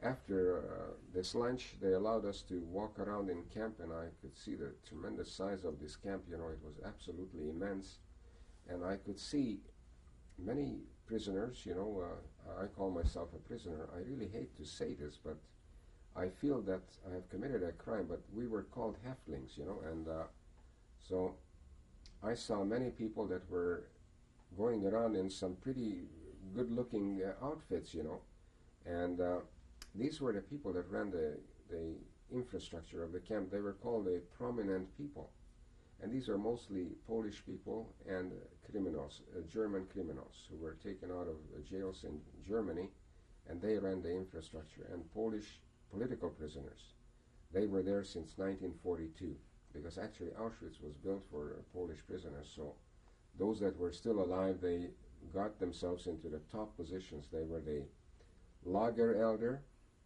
It was called a Lagerälteste, which was a prisoner, and the block elders and the room elders. You see, every block, every barrack had a block leader, and each room had a room leader.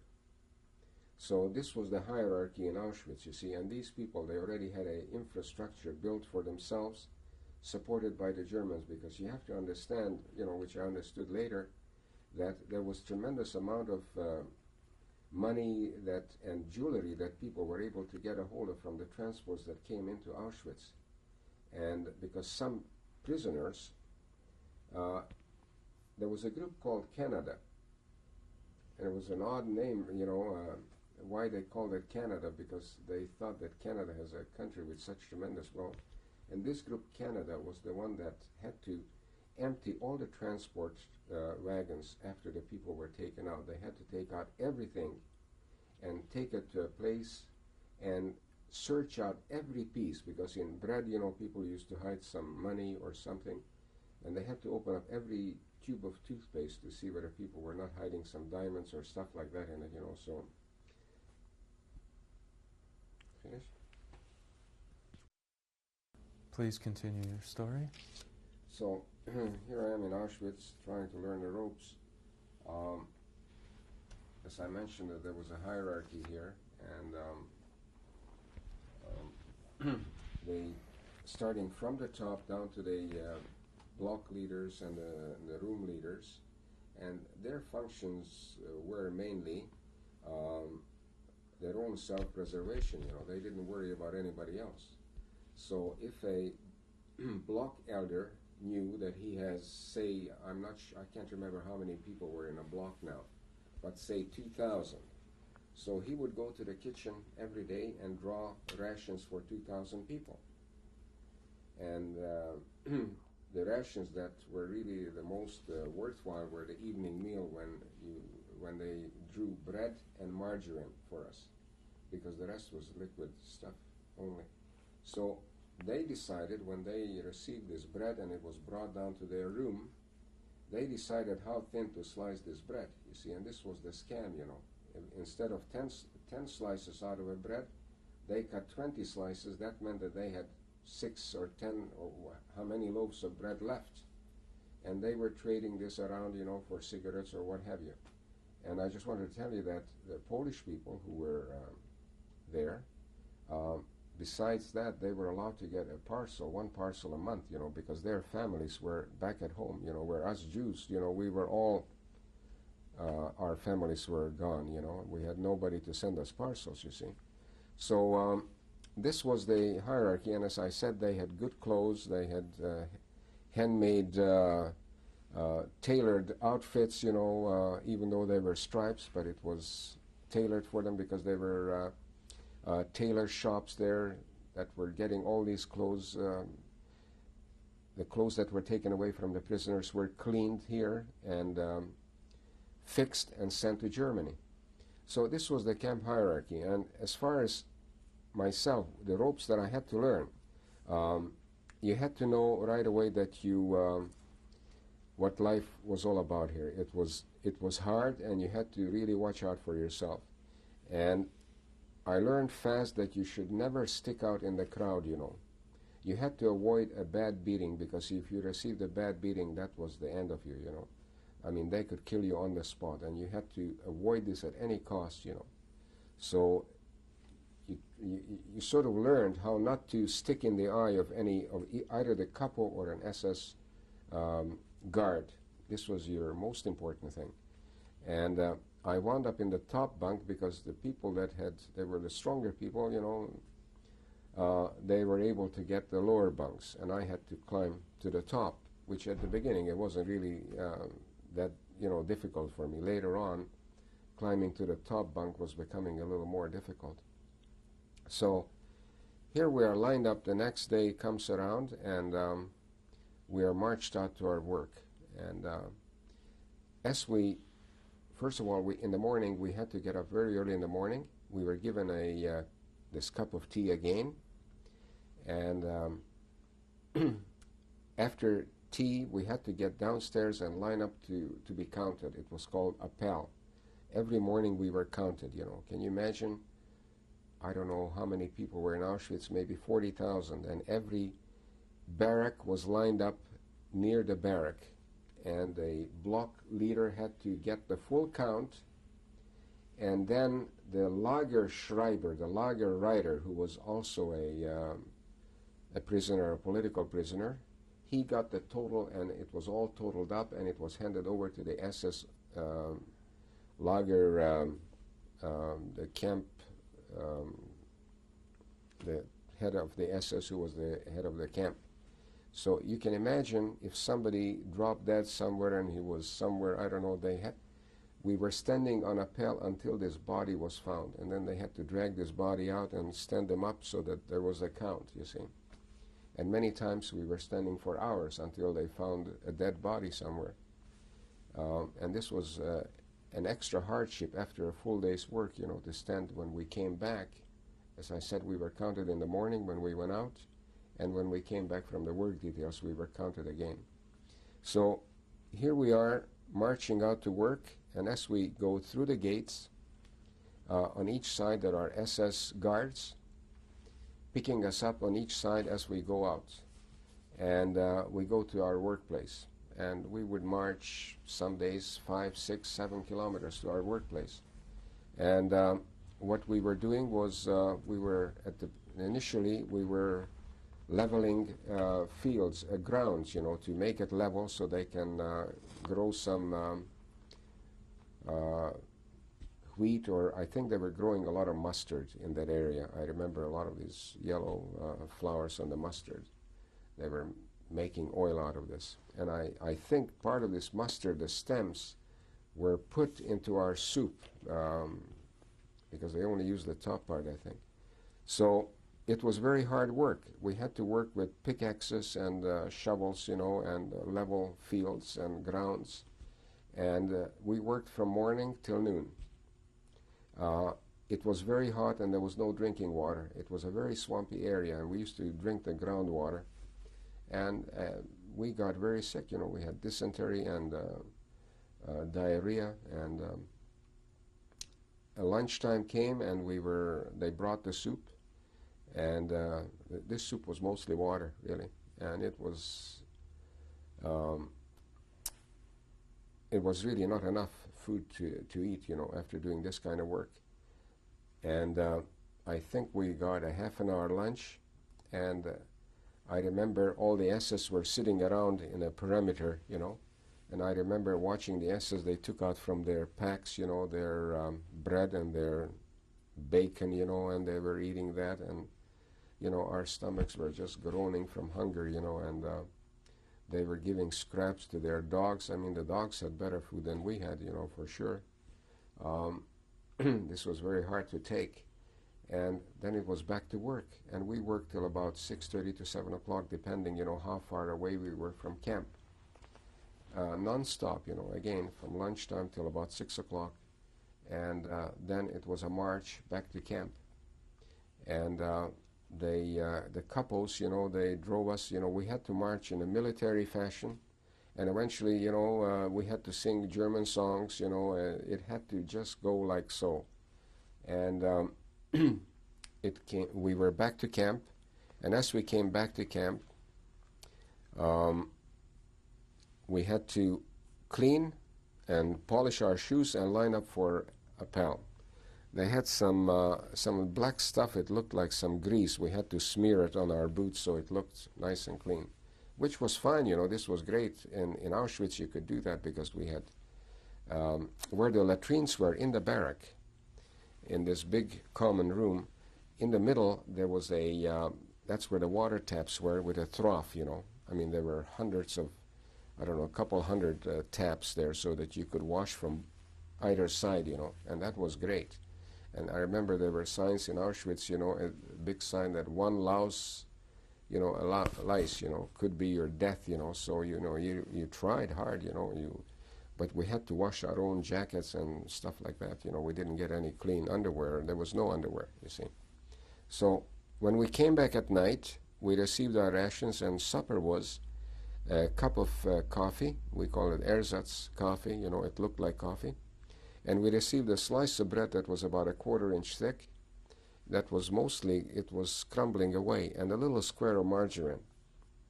And this was our diet. Some nights, instead of margarine, they gave us a little spoon of something that looked like jam. It was made from some artificial stuff.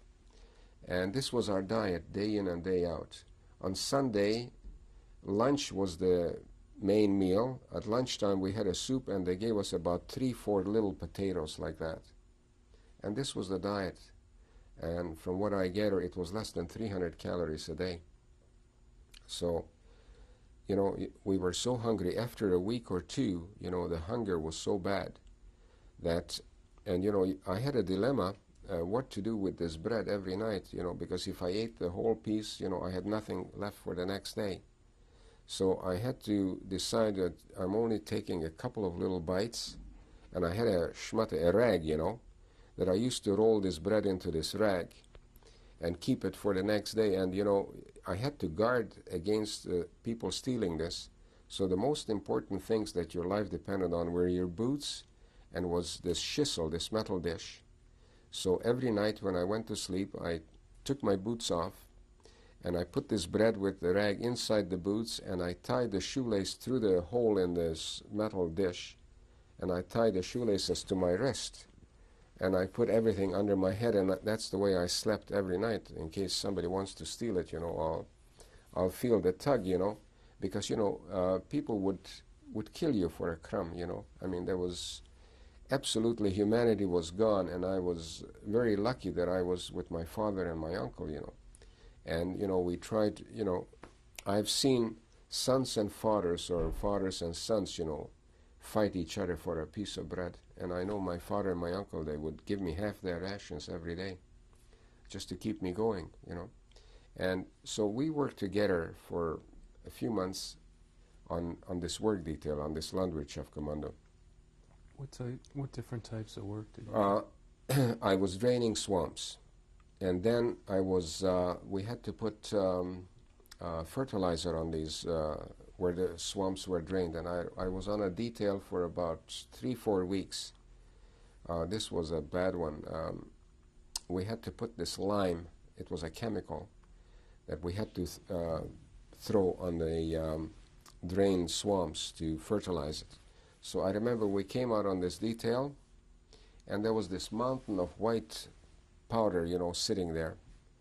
And there were hundreds of baskets, like baskets that high, like a bushel basket, sort of.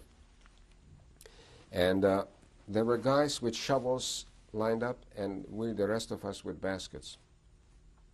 And they filled up our baskets with this chemical. And where it was rain or shine, we had to carry, oh gee, this rhymes, rain or shine, we had to carry this lime, this chemical. And it was heavy, so from this pile where we picked it up, we put it on our shoulder, and we went to the field, and 150 of us, we lined up in sort of like a staggered way, and then we took the basket off our shoulder and put it on our knees, and we scooped it up with our hand and just sprayed it on the field, you see.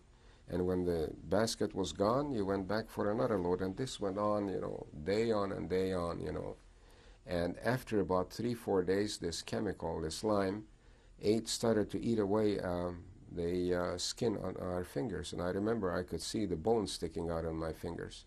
And my kneecap was visible because the skin was it was actually rotting away.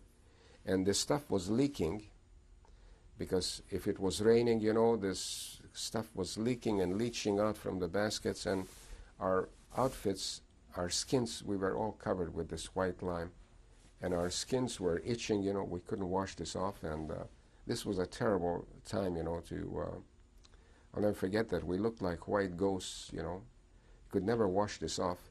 And so when we were finished working, in the evening, the SS guards, to have fun with us, they allowed us to run into these ponds that were not far from there to wash ourselves off. So what they did is they unleashed these big guard dogs, and they stick them on us, and we ran like crazy into the water, And if the bunch of people jumped on you, you could drown, under weight of these people. So. But I was able to swim, and I remember one day I swam into the reeds, and I found 2 duck eggs, because there were some ponds there. They were raising ducks somewhere not far from there, and I found these 2 duck eggs in this reed, and that I thought was a great find. And I remember I had 1 egg right away, and I thought I'll bring the other one back to camp. And give it to my father and uncle. I want to backtrack. We worked together for quite a while with my father and uncle, but they realized that as soon as the couples or the SS commandant, who was the commandant of our group, I remember his name was Scharführer, which is Sergeant Scharführer Kunz. He was an Austrian. This man was about 6'4", a very skinny type of a guy. He had his pistol was always hanging down from his belt.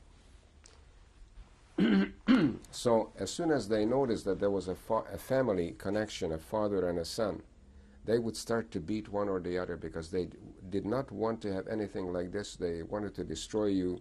There was actually, there was no humanity left. They did not want you to have even that little bit of support, you see. So my father said that we're going to separate because it's very difficult to see if they beat me or they beat him, you know. So we did separate, and they went to work in another detail. They went to work in a factory that was there. It was called Union Ammunition Works. And, you know, many of the prisoners here worked in the big factories all around Auschwitz, like IG Farben and Siemens and many others. So I was separated from them, and when I used to come back at night, our group came back the last because we had to march from long distances away. And my father and uncle used to wait for me inside the gates.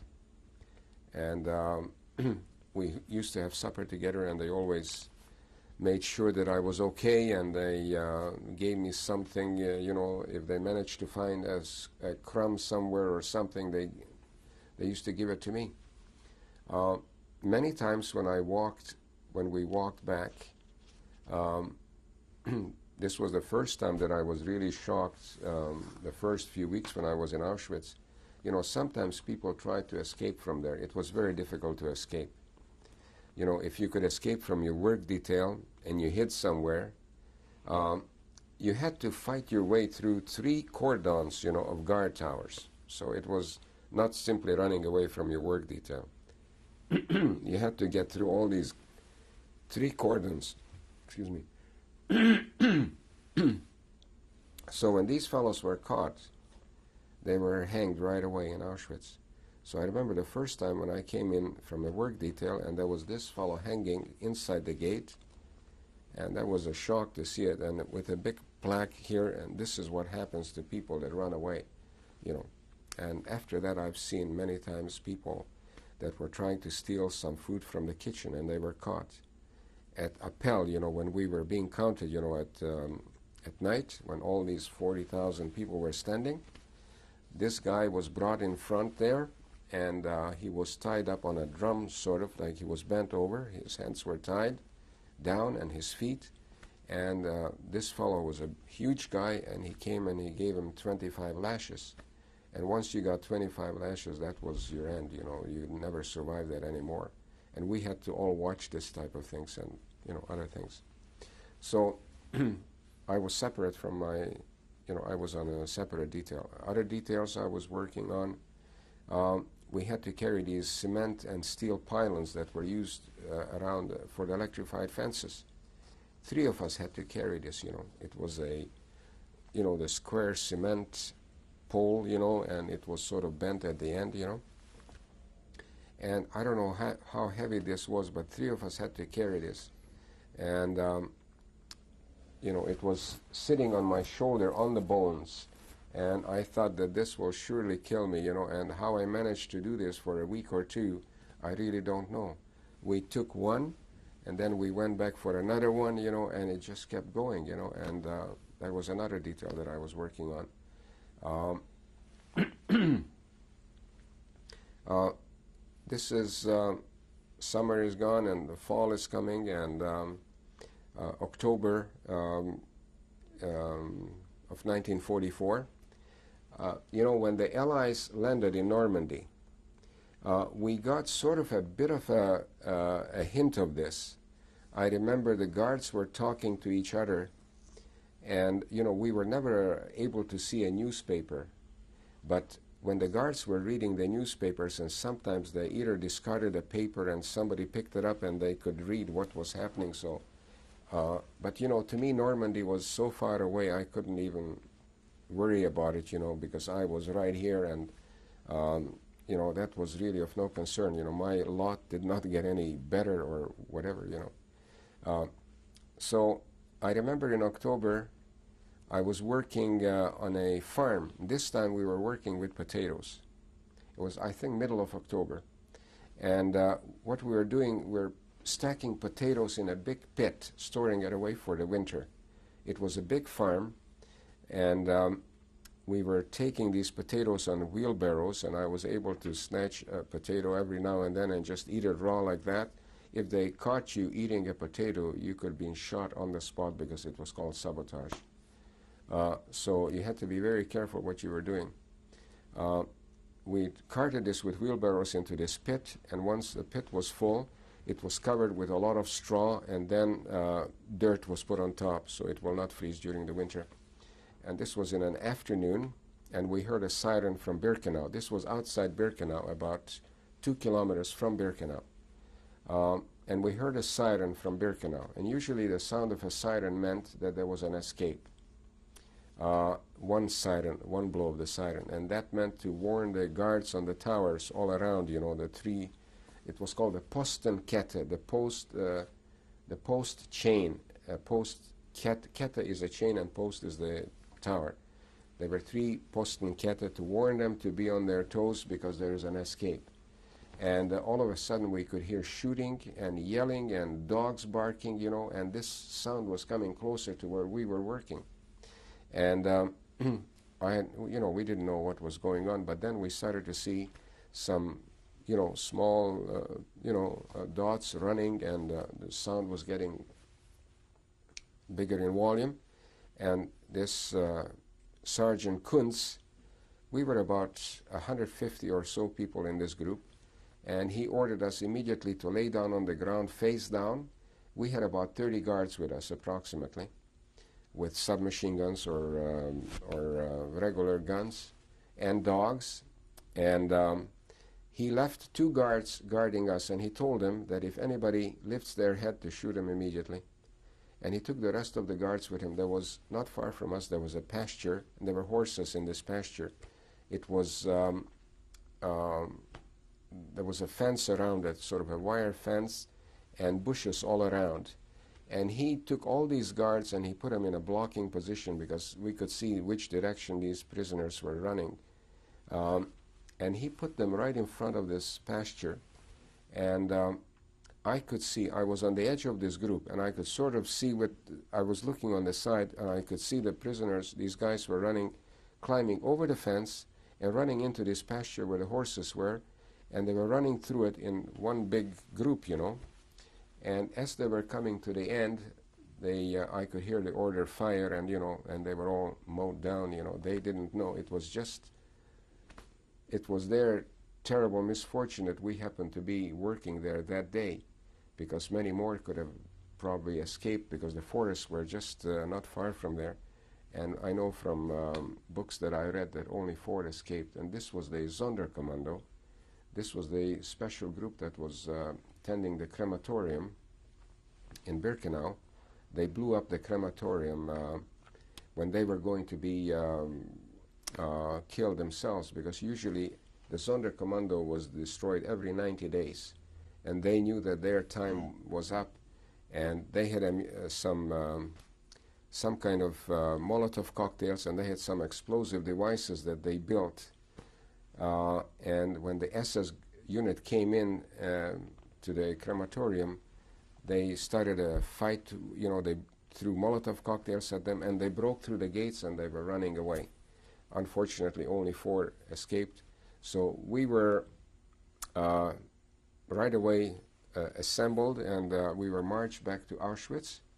I remember going by this fence. There were people hanging from the fence, with their terrible, they were all dead, with their heads open, and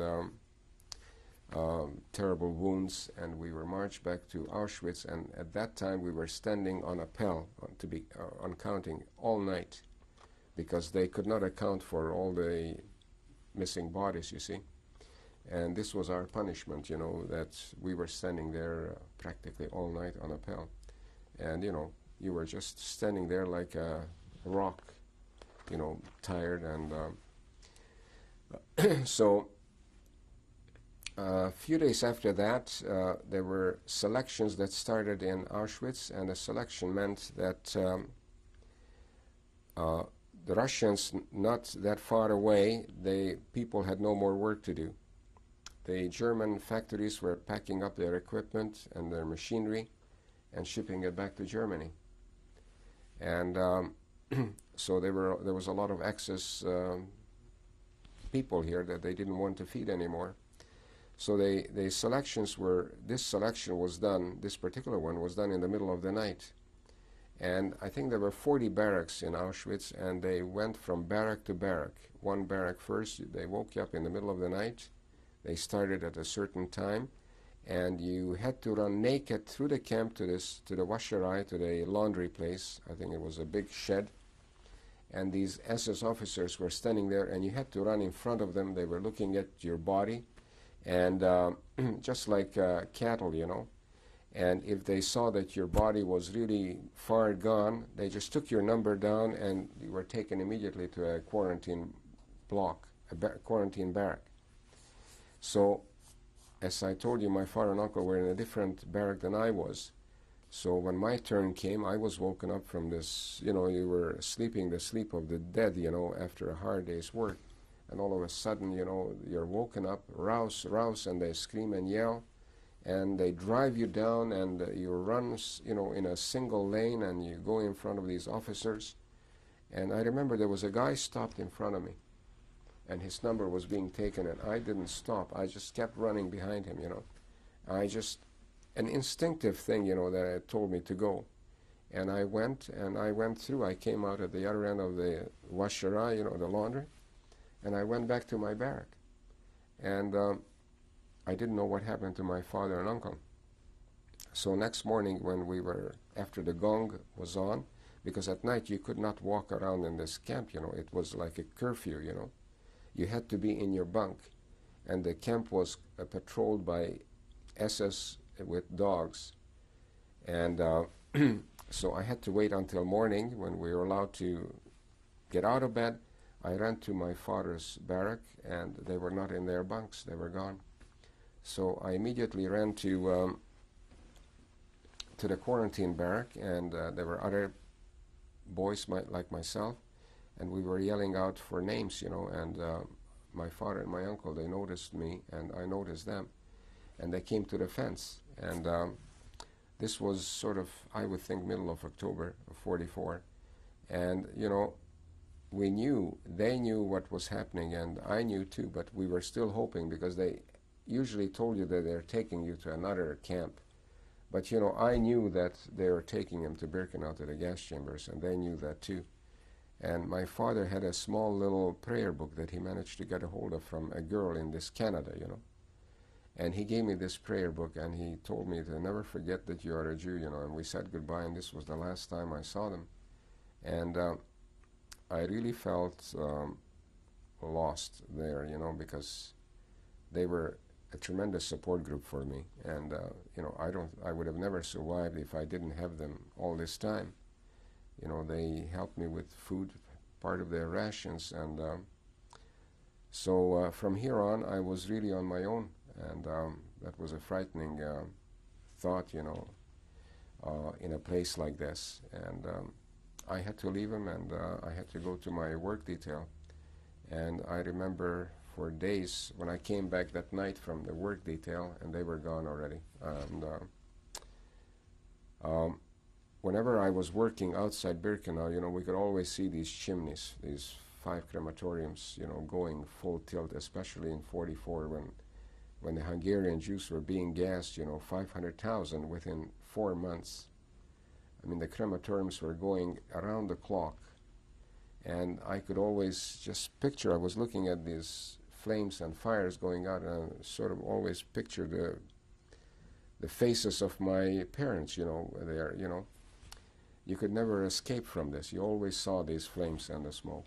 So about a week later, I was on another working detail, and this time we were again leveling ground. They cut some trees down, and they dynamited the roots of these trees. And 2 of us were detailed to every tree trunk, you know, the roots, to dig it out. There were 2 of us, another young boy like myself. We each had shovels, and we had to start to dig the roots. And as I told you, we were always cordoned around with SS guards. And you know, you were loafing around when you didn't have to. You looked around, and when you didn't see any guards, you didn't work too hard, because, you know, hard work and no food, you know, it kills you faster, you know. So when you didn't have to work, you didn't work, you know. They call this sabotage. They could just hit you over the head or shoot you on the spot for this. But, you know, we sabotage, that was the way we could sabotage, by not working that hard. So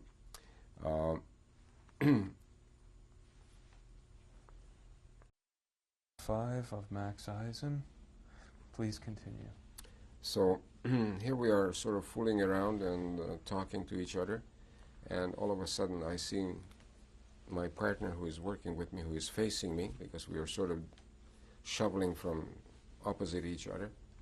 He starts to work fast, and that gave me a signal that somebody is coming or somebody is nearby. So I start to work myself, but I kind of felt something hot on my neck, and I put my hand there, and I see I've got blood on my hand. So as I'm leaning down, shoveling away, I can see blood dripping down, and then I look back behind me, and there's an SS soldier behind me. And he hit me with his gun butt right on my head over here. I still have a dent here. And, I felt no pain. It's funny, when you get hit on the head, there is no pain. It was just a buzzing kind of a feeling happening. And blood was really coming hard. And I was more scared than anything else, and I'm working away, and this blood is dripping, and finally I just passed out. I just fell down, and I guess more from shock. And I remember this Unterkapo. He was a Polish fellow. Stan was his name, and they tried to stop the bleeding, and he tore off a piece from my jacket, and he told me to urinate on it, and he put this on this wound, and it stopped the bleeding. I guess it was ammonia or something, And I was thrown into a ditch for the rest of the day. I couldn't stand up because I lost too much blood. I was too weak. And Scharführer Kunz, I remember, was walking by, and he showed me this sign. And, this sign meant that you're going up in smoke. So I sort of accepted this, that at the end of the day, when we're going back, they'll just drop me off and near the crematoriums, So anyway, at the end of the day, 2 guys had to drag me back on my rear end. Each of them was pulling me by one leg, and they pulled me like that all the way back to Auschwitz, and they took me to the operating room, and the doctors operated on me. They stitched me up, they cleaned up my head, and I was put into a bed. I guess this was at the beginning of the week, and came Friday, I was not much better. I could not walk. I was just too weak. In hospital, they gave you a bowl of soup a day, but it was made from cream of wheat. It was like a white substance, like cream of wheat. That's the best I can describe it. And you were in a bed all day, and the doctors came, and they changed this bandage on me. There was a French doctor, a Jewish doctor, that did this every day. And usually every Friday, the camp doctor, the Lagerarzt, who was a SS high-ranking captain, he was the lager doctor, he came and the truck stood outside in front of the hospital, and some SS orderlies came, and all the people from the hospital were taken on stretchers. Those that couldn't walk, they were just dumped on the truck and taken away to Birkenau to the gas chambers. And here I was, I was in this group too. And this French doctor came, and he yanked me out of bed. He grabbed my card from the bed, because, you had a card on the bed, and, they just collected the cards, and bingo, you were gone. And he took me out, and he took me downstairs to the operating room. And he gave me a white smock, and he said that you'll be cleaning up the operating room. And I didn't say anything. I was very thankful, that he did this to me. I realized what he did. But, you had no, had they taken me, I would have been gone. I couldn't resist this, So here I was in the operating room. I became the cleaner. I was cleaning the floors. I was cleaning the walls with disinfectant, and I was 15 years old, and I kept this place in tip-top shape. I really enjoyed doing what I was doing there. It gave me a new lease on life. The first thing that happened to me, that I was able to clean my clothes. because after every operation I was taking all the bloody gowns and the sheets and everything to the laundry, to clean. And once you had a position like that, so my level sort of went up too, I became sort of not quite a prominent, but I was an assistant in the operating room, you see. What benefits did that bring you? I was able to go to the washerai, for instance, and get some clean clothes, you see, because there were clothes there that were cleaned, that were shipped back to Germany all the time, from transports, you see.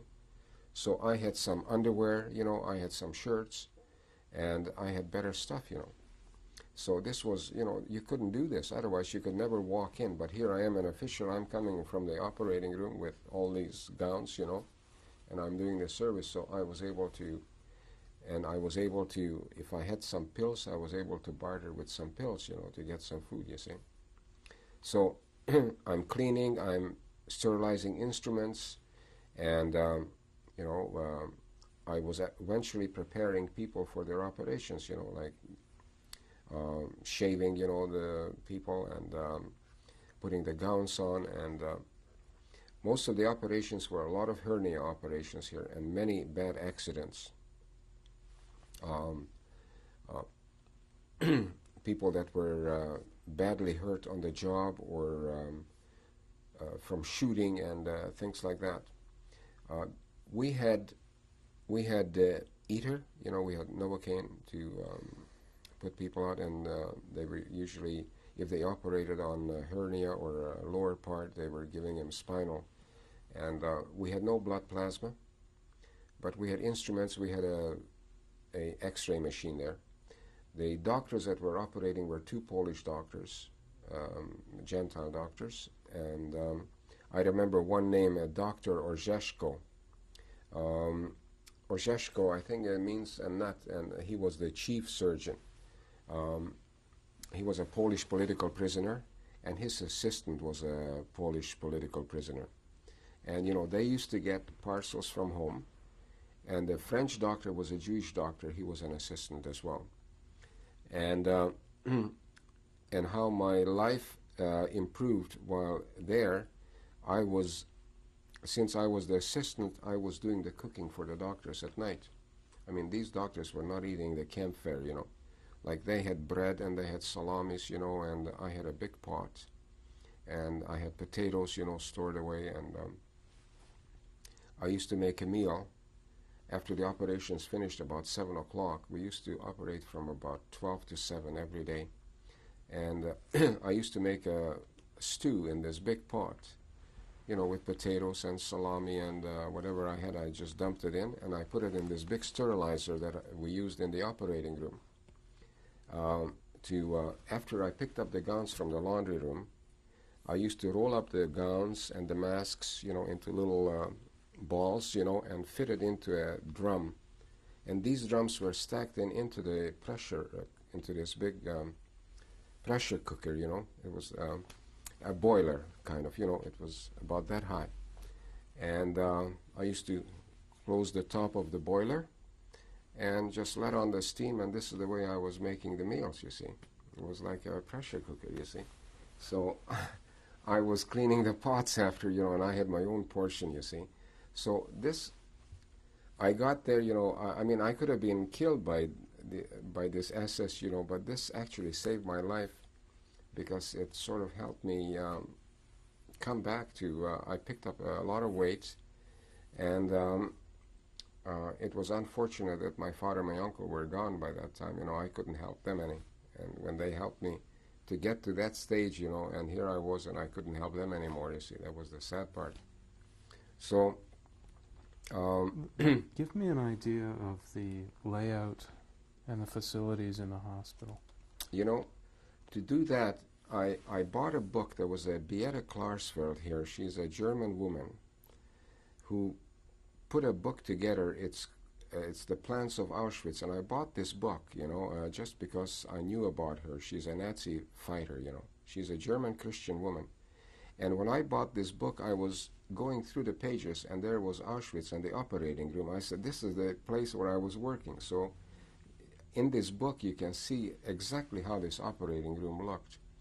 Okay, there was one room. The first room was a big room. Uh, that's where the sinks were, you know, where the doctors used to wash up. And I had all the instruments in cabinets, and the sterilizers were there, and there were credenzas with medicine and ampoules, you know, for the needles. And in the corner was an x-ray machine, and there were swinging doors going into the operating room. In the operating room was the table, the operating table, and the lamps on top. And this was it mainly, you know. How many operations were done? How many operations? Well, we used to operate, it depends, you know, lots of hernias, you know, used to take an hour, you know, that's it. And, you know, we just worked like machines, you know, one after the other, you know. There were many complicated operations. Sometimes I remember one operation, there was a Jewish person, and I think he was a scientist or somebody, but I knew he was a very important person. And he was brought by an SS ambulance. His head was not shaved, and he was in civilian clothes. I don't remember exactly what the operation was, but I know we had to work over above the heart, and they had to cut out some ribs, you know, from the ribs. I don't know whether it was TB of the ribs or something, I don't know. But I remember we ran into a problem with this operation. I remember when they cut the ribs out, I could see the heart, you know, moving, but they could not catch some of the veins, and he was bleeding so bad. There were pails, you know, of the tampons, you know, that the gauze, you know, that soaks up the blood. I had to go and get somebody to give a body-to-body blood transfusion. You know, we didn't know blood type because we had no facilities to do that, and I'm sure the doctors knew about blood typing, but I didn't understand this. All I know is that I got a hold of somebody. He was promised bread and salami. And I got a hold of a young man, and he was put on a bed right beside this person, and he was, they got into his vein with a needle and into the patient. And he was given a direct transfusion. It was a controlled transfusion, you know, you could not give the blood fast, they had to control the speed.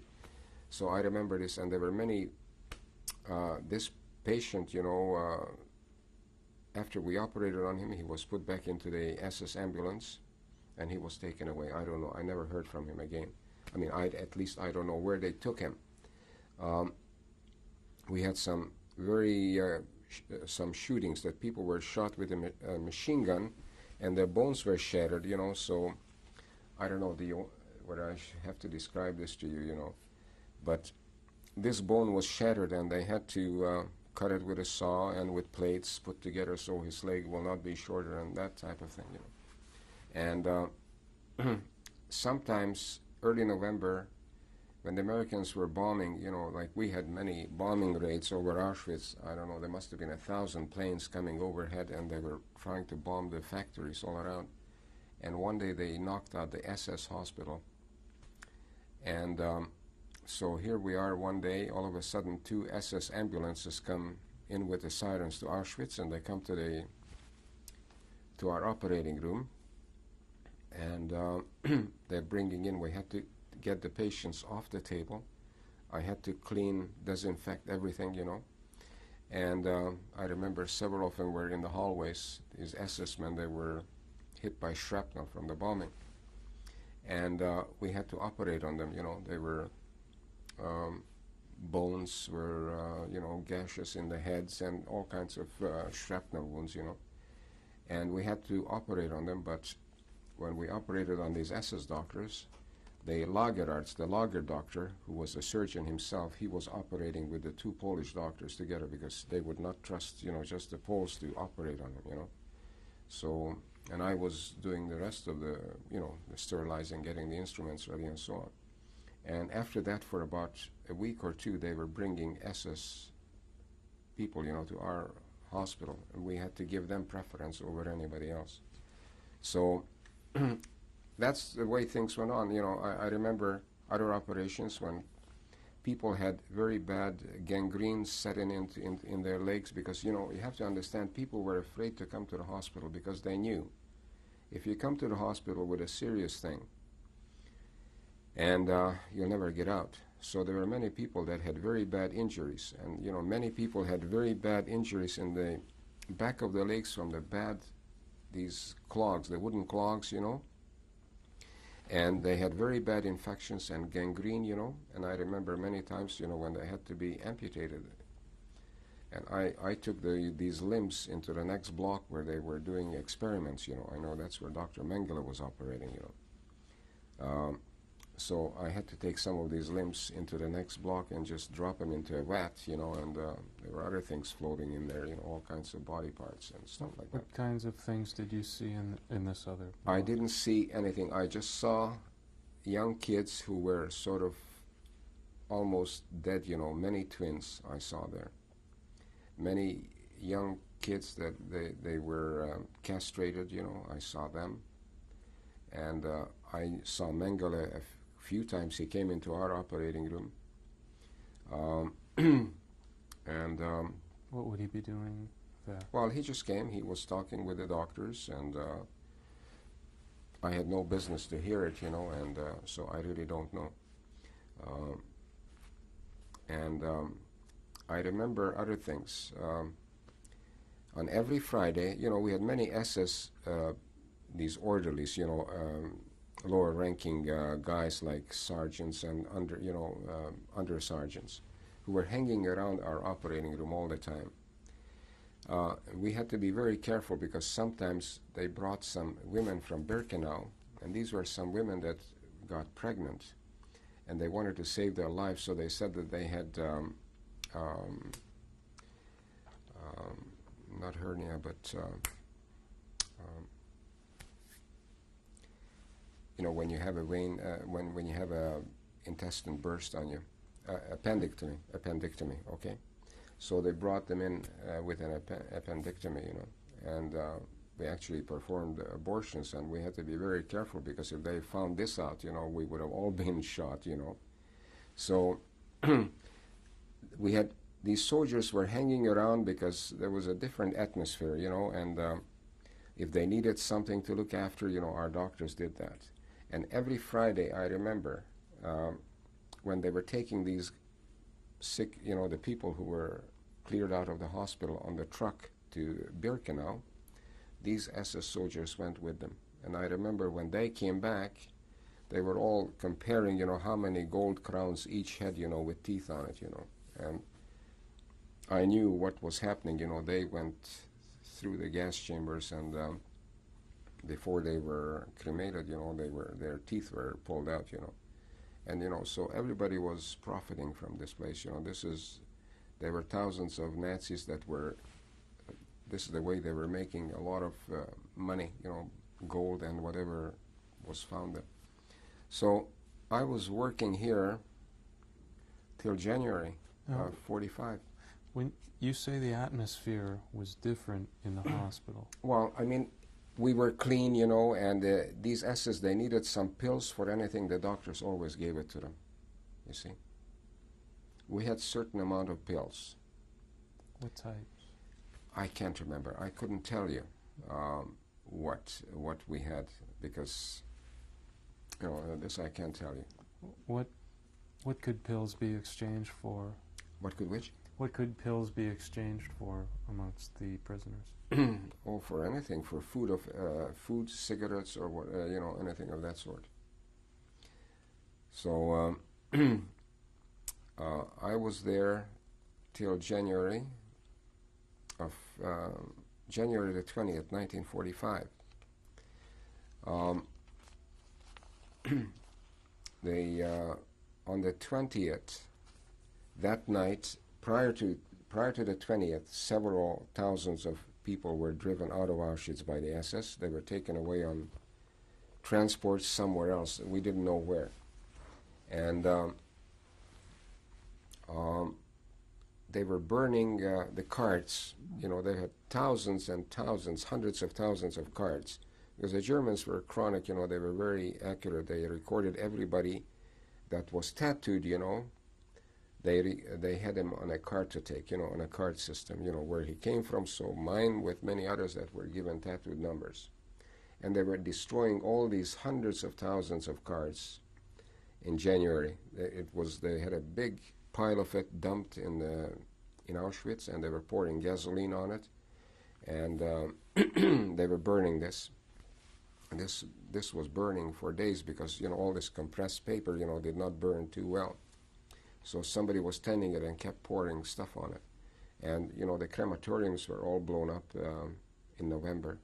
So there were no more gassing and cremation because they did not want to leave any evidence behind. Did you witness the destruction of the No, crematorium? I did not. I was in Auschwitz, and that was in Birkenau. I was in Auschwitz I, and I was in Birkenau. So the transports were leaving. 2 transports have left, and they were gathering all the people from the satellite camps into Auschwitz to where I was. And I recognized a couple of my friends from my town. They were brought in from a place called Jaworzno. They were working in coal mines. They were all black from this coal dust, and they were just sick. They couldn't walk anymore. They were laying down in this barrack. And I told them, look, you have to get up. And I was getting ready to go with this transport because I had to make a choice whether I'm going to stay or whether I'm going to leave. You know, I knew that before the SS leave, they'll blow up the whole camp or they'll shoot everybody. You know, I didn't want to take that chance to stay on. And these people, they couldn't walk, and I was not in such a bad shape, you know, at that time. So they said, no, we're staying, you know. And so I went on this death march, so-called death march. I found out since then that over 200,000 of Jewish people were killed on these death marches from all the other camps, and including Auschwitz, you know, that we were being marched west, you know. So here we are. That night, I remember the artillery, the Red Army was just miles away, and the artillery barrage, you know, and the flashes of light, you know, and I remember these Stalin candles, they were dropping from planes, you know, that lit up the sky, you know. It was really eerie. And we were marching, you know, out in this forests and fields, you know, for about 6 days, day and night, non-stop. How many? Probably about 10,000 people. The column, you couldn't see the end or the beginning of it, you know. And I know that I was trying to get to the front of the column, you know, because if you got straggled, you know, then you were in bad shape. They would... so if you were in the front of the column, you sort of didn't have to walk as fast as if you were in the back, you know. Something, I don't know why, I had to go to the front of the column. We were walking 5 abreast. We had to hook our arms together. And whoever, we slept and we walked like zombies, you know. It was like, you know, you walked like a machine. And they didn't give us any food. I know I had a piece of bread when I left Auschwitz, and that was gone soon. And, you know, it was cold. It was, we ate snow, and I know now that that wasn't such a good idea, but that's the only thing we had as liquid, you know, because we were completely dehydrated. We arrived in a place, I think it was called Jaslo or Breslau, I can't remember for sure.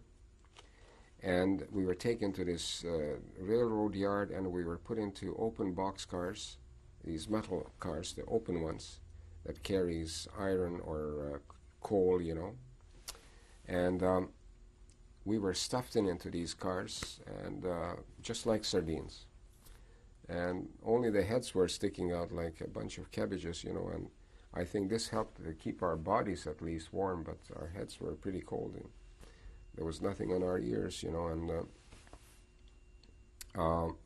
and a train was going west.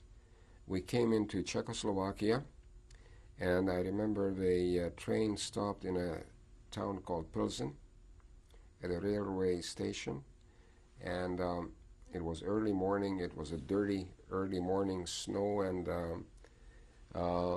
it was still dark. I guess it was probably around 7 o'clock in the morning. There was a snow drizzle, and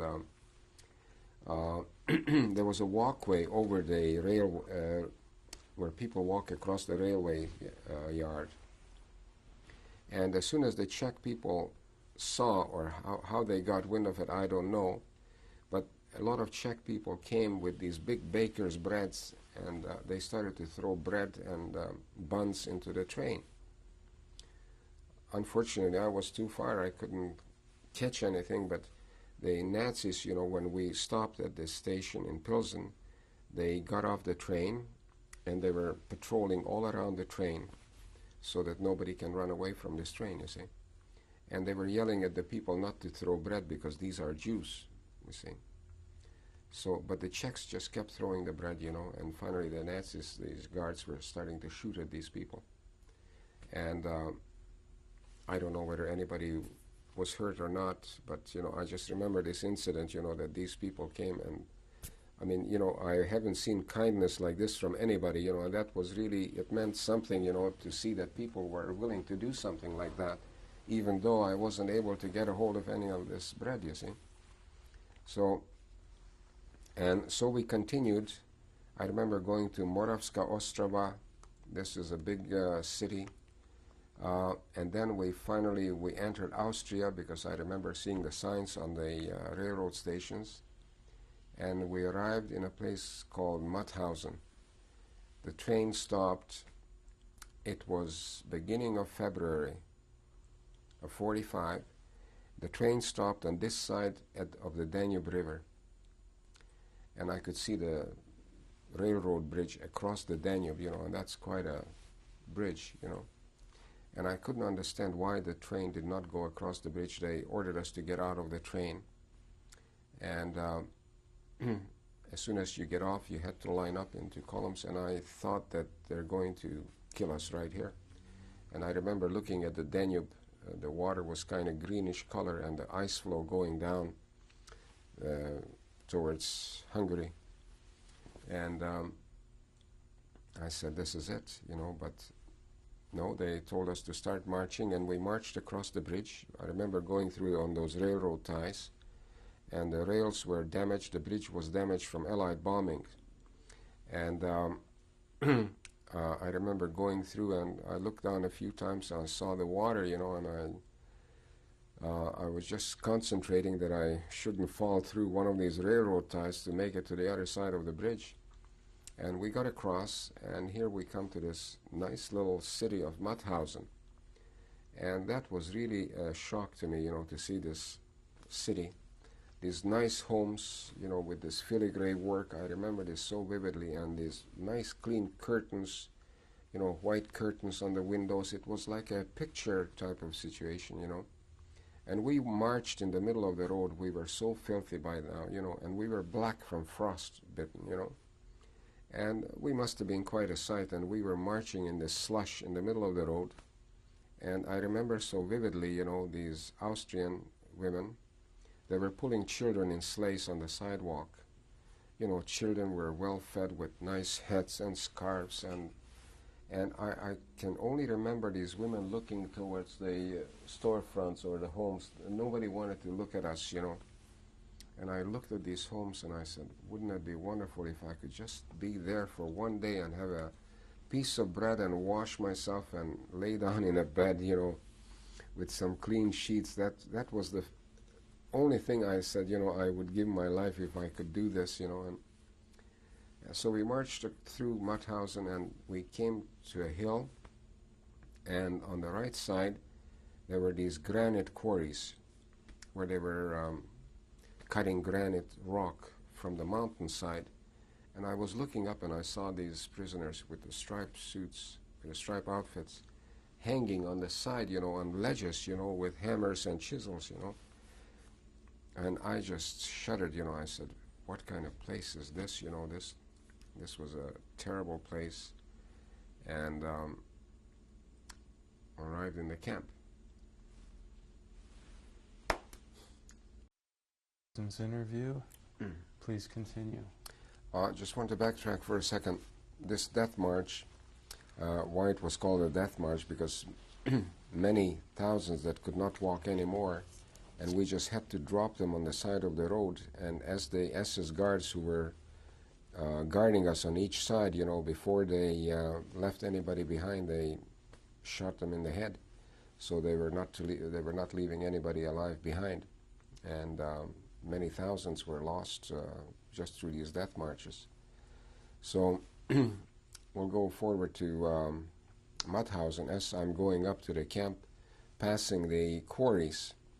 And these were prisoners from Mauthausen, Jewish prisoners mainly, that were cutting these rocks in the middle of the winter in this quarry. And I could see these steps, I don't know, about 100 steps going up to the top, but they were working on the side of this face of this cliff. And it looked like a very bad place. I was lucky that I didn't have to stay in Mauthausen. We went into the camp, and there were thousands of us crammed in from all these different transports, because at this time they were transports coming from all over in the east into Austrian camps. So we were taken to the showers. We had to get undressed. So the few pieces of good clothes that I had, I lost it all. And we went through the showers and came out again on the other side just with my boots on. And in fact, I was there for 4 days. And for 3 days, they didn't know what to do with us. We were sitting in these barrack rooms naked, you know, like one had to sit down first and the other one sat in your, close to your body. You had to spread your legs, and this is the way we were packed in there because for the lack of space in Mauthausen. And this was a very uncomfortable way to sit for 2 days like that, you know. You couldn't get up, and it was just terrible, you know. You couldn't go to the latrines or anything like that. Finally, we were allowed to come out of this barrack, and we were given our striped outfits. And I was taken to a camp called Melk, which was also further west of Mauthausen on the Danube River. And we were in this old barrack that was used by cavalry in the Austro-Hungarian, in the First World War, I think. And it was on top of a hill. On one side we could see this huge monastery, which is very famous, the Melk Monastery. And below us was the railroad station and the Danube River. And I was put into a detail. There were many Russian prisoners of war as well as prisoners here who did not get any other treatment. They received the same treatment as we did, even though they were prisoners of war. I was working on a detail where we were taken every day on a train, in boxcars, with 2 SS men inside in the middle of the boxcar through a tunnel. And we worked in a big place that had, they were digging 6 shafts into the mountain. And these shafts were of such size that I saw a locomotive with a whole bunch of boxcars drive right into the mountain, where there were, I think, aircraft parts were being built. And I was on a detail where we were drilling another shaft.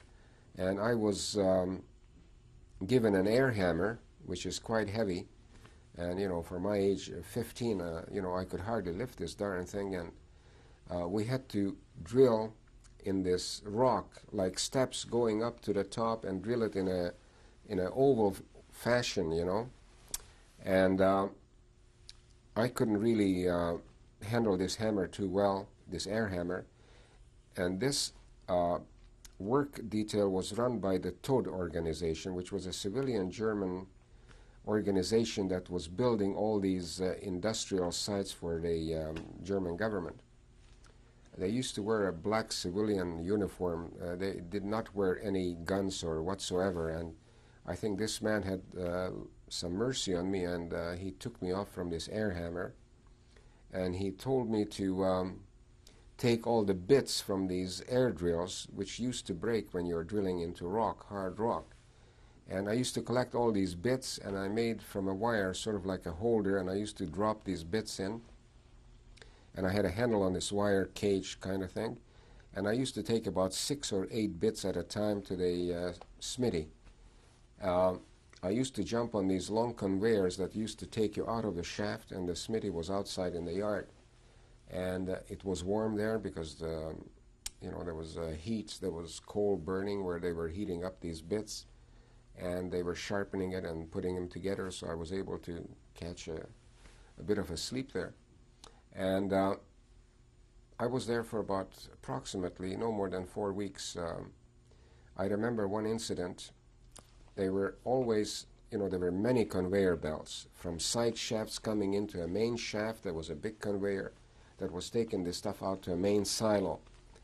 And one day, one of these people from the toad organization said that the conveyor belt was sabotaged, and somebody cut out a piece from the conveyor belt for a sole of a shoe, And that was a very serious problem. So SR detail on the way, when our shift was finished, I was working on a night shift. We were all lined up, and the SS officer came and he said, who sabotaged the conveyor belt? And of course, there were hundreds of us, I don't know how many. Nobody stepped forward. And he says, you have 2 minutes, whoever did this, to come forward. And after 2 minutes, nobody came forward. So he just went and he told his orderly to count every 10th man, in the line, and bring out the 10th man.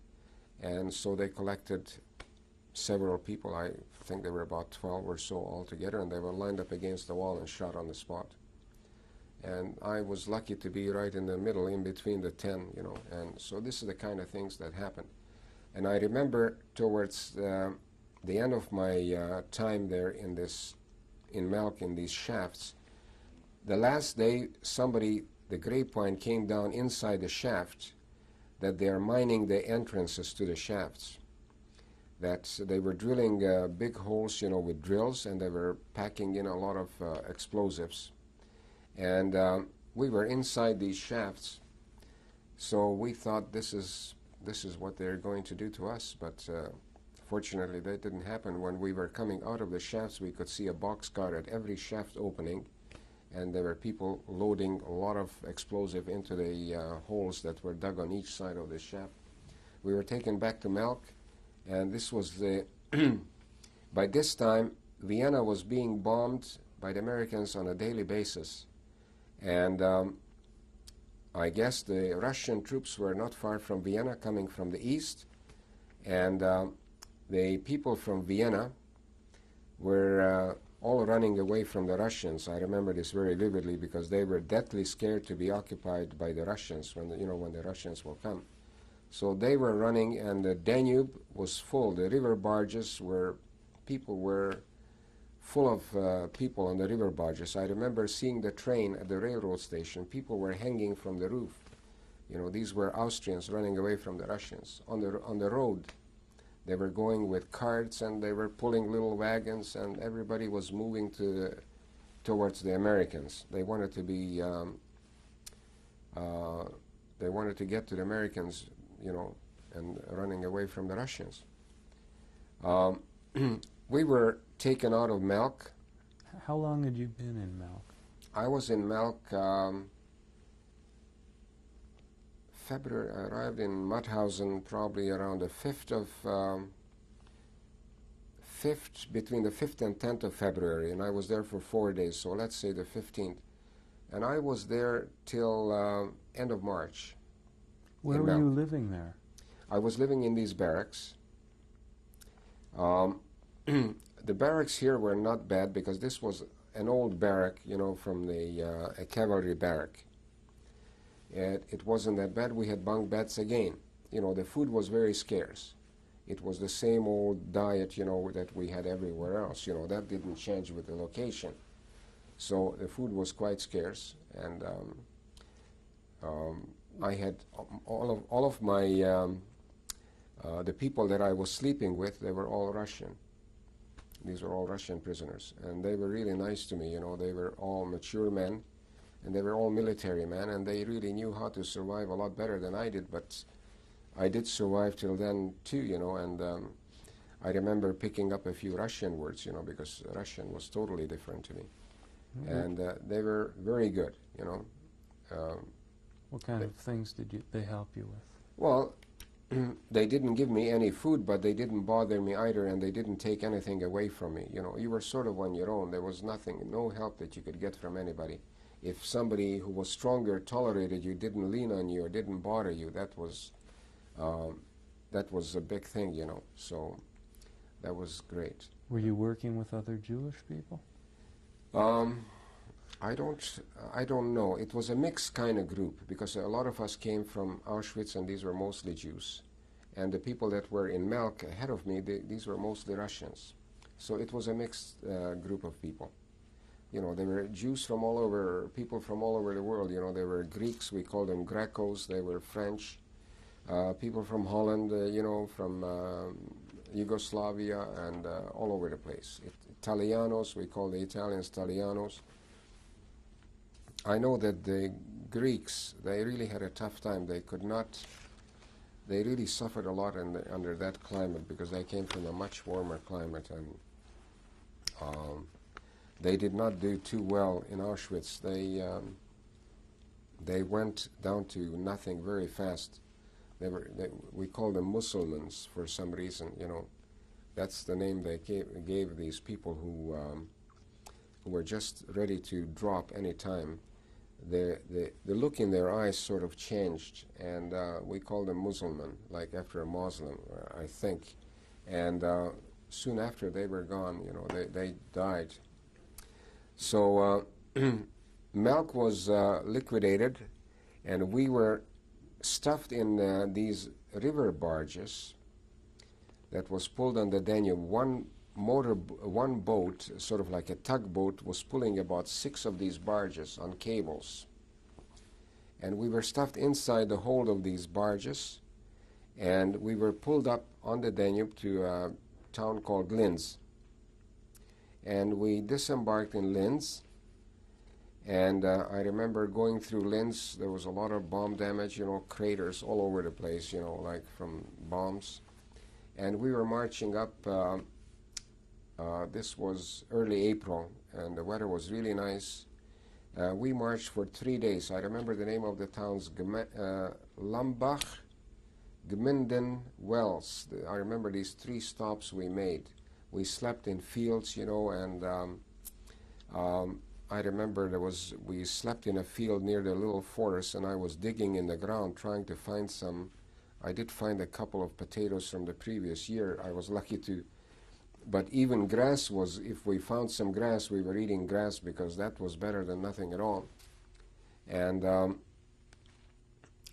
we were marching on the road, and I remember one day, this was very unfortunate that it happened, that behind this forest, all of a sudden we hear planes flying, and I could see sparks, like, you know, I know these were tracer bullets, and these were American fighter planes, and they came and they shot us right up in the middle of the road because they were just shooting at everything that was moving, you know, and they couldn't distinguish who we were from troops, you know, I suppose.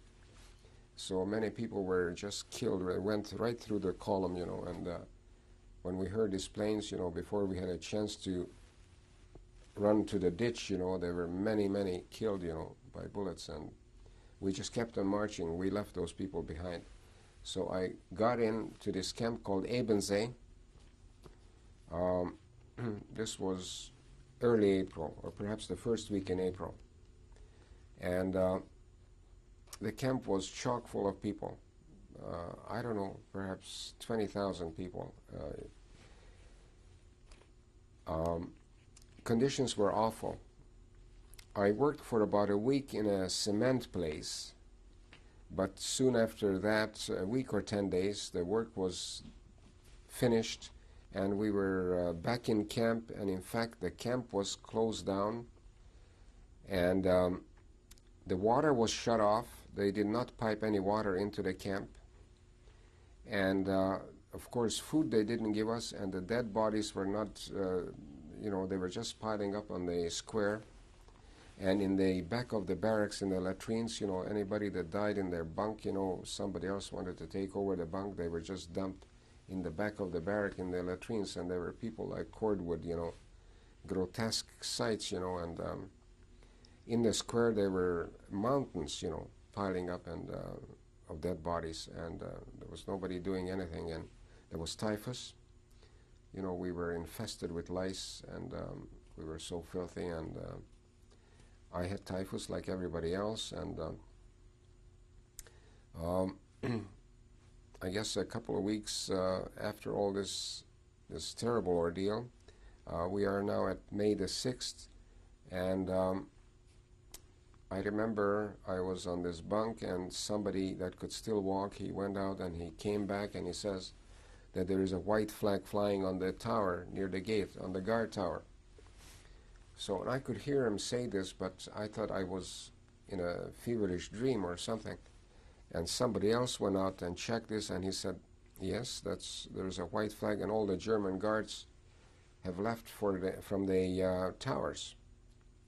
So I thought that this was something really serious, and I crawled out from my bunk, and I sort of crawled on my stomach into this square, you know, and it was I was facing the gates to the camp, and I could hear some explosions and some heavy equipment moving, and I didn't know what it was because I couldn't see it.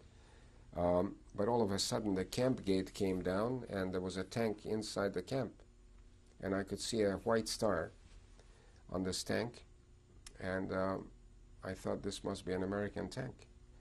And there were soldiers sitting on the turret of this tank with their guns, and I'll never forget, this will always stay with me. I remember the eyes of these soldiers. They were like saucers, you know, because what they saw, you know, as they came through, it must have been a terrible sight, you know, these thousands of dead bodies piled up, and the smell, the stink, and they saw those that could walk. They looked like ghosts. They were running towards the tank, and they tried to touch the soldiers, and they were scared. The soldiers, they didn't want to be touched by these people.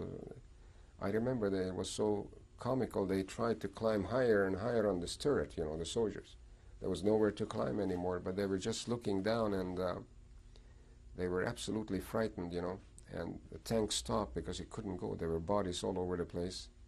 And I remember jeeps were coming up, and these officers were, or soldiers were getting out of their jeeps, and there was, I remember there was somebody, he says, I'm a rabbi, and that was really something, you know. I said, there's a rabbi in a uniform, and he said, everything is fine, you know, you're liberated, and, you know, we'll take care of you. And there were other priests, there were reverends, you know, chaplains from the army, and they wanted to know who's a Catholic, who's a Protestant, and, you know, for some of them, they only got there in time to give them their last rites, actually, because, you know, our systems were so far gone, you know, it was like a clock winding down, you know. And I was laying there, and what I was thinking, I says, I'm happy, I'm liberated. I'm not sure that I could say that I was happy. I felt that I'm safe more than happy, you know. I knew that there's no Nazi can hurt me anymore. This was the feeling that I had. But I had this terrible sight in front of me, you know, that did not make me feel happy. And I was thinking, did anybody else survive from my family? This was the first thing that I was thinking about. And so I was just laying there, you know, saying, you know, that's it. I don't have to worry. Somebody will take care of me. This was the most important thing, that I didn't have to look out, you know, how to survive another minute, you see. And that was important. So, you know, there was a lot of movement of big trucks coming up. I saw field kitchens being pulled up by the army, and I remember this huge trailer coming up. I remember sides of beef hanging down, you know. I thought this was really something. I never saw so much food in a long time, you know. I mean, for a whole year I didn't see any like that. What was the food like before the Americans arrived? Well, as I said, before the Americans came in Ebensee, for 2 to 2.5 weeks there was absolutely no food. We received absolutely nothing. They shut the camp down, they shut the water off. I remember I was going out to look for water, you know, and there was a big cistern there for fire purposes, you know. They were collecting water in it, you know. In case there is a fire, they can use the water from this big pool, you know. And we were trying to get water. There were dead bodies in this pool, and we were trying to get this chisel down with a string, to somehow get water out of it. That's the only thing we had. There was absolutely nothing to drink. There was no food. So at this stage, I wasn't even hungry anymore. We had no stomachs left. I was just hanging on, barely hanging on. But hunger was no more. It wasn't the big thing. I suppose. But when I saw all this food, and a little while later, I could smell this food. The Americans were cooking this food, and people were going crazy. Those that could walk, they were running towards the smell where it was coming from, and I was just laying on the ground. I did not want to run to this kitchen and be trampled down by a mob, because I had experiences, when we had a chance sometimes to go to a shower, and we had a door opening, and 1,000 people tried to go through at the same time. And you sort of get lifted up, and if you're dropped, you're trampled to death. And I said, I don't ever want to be in a line ever again. So, and I couldn't go. I didn't have the strength to go there. And it was very fortunate because many of those that did get there, they got a big pot full of stew, and they ate it, they wolfed it down, and many thousands, they just dropped like flies. They died right on the spot, because they could not take this food in their belly. We were not used to food for a whole year, and our system was completely shot. And so somebody gave me one bite of this stew, and I had this one bite, and I just about brought up my whole insides, And so the Americans realized that we cannot handle this food.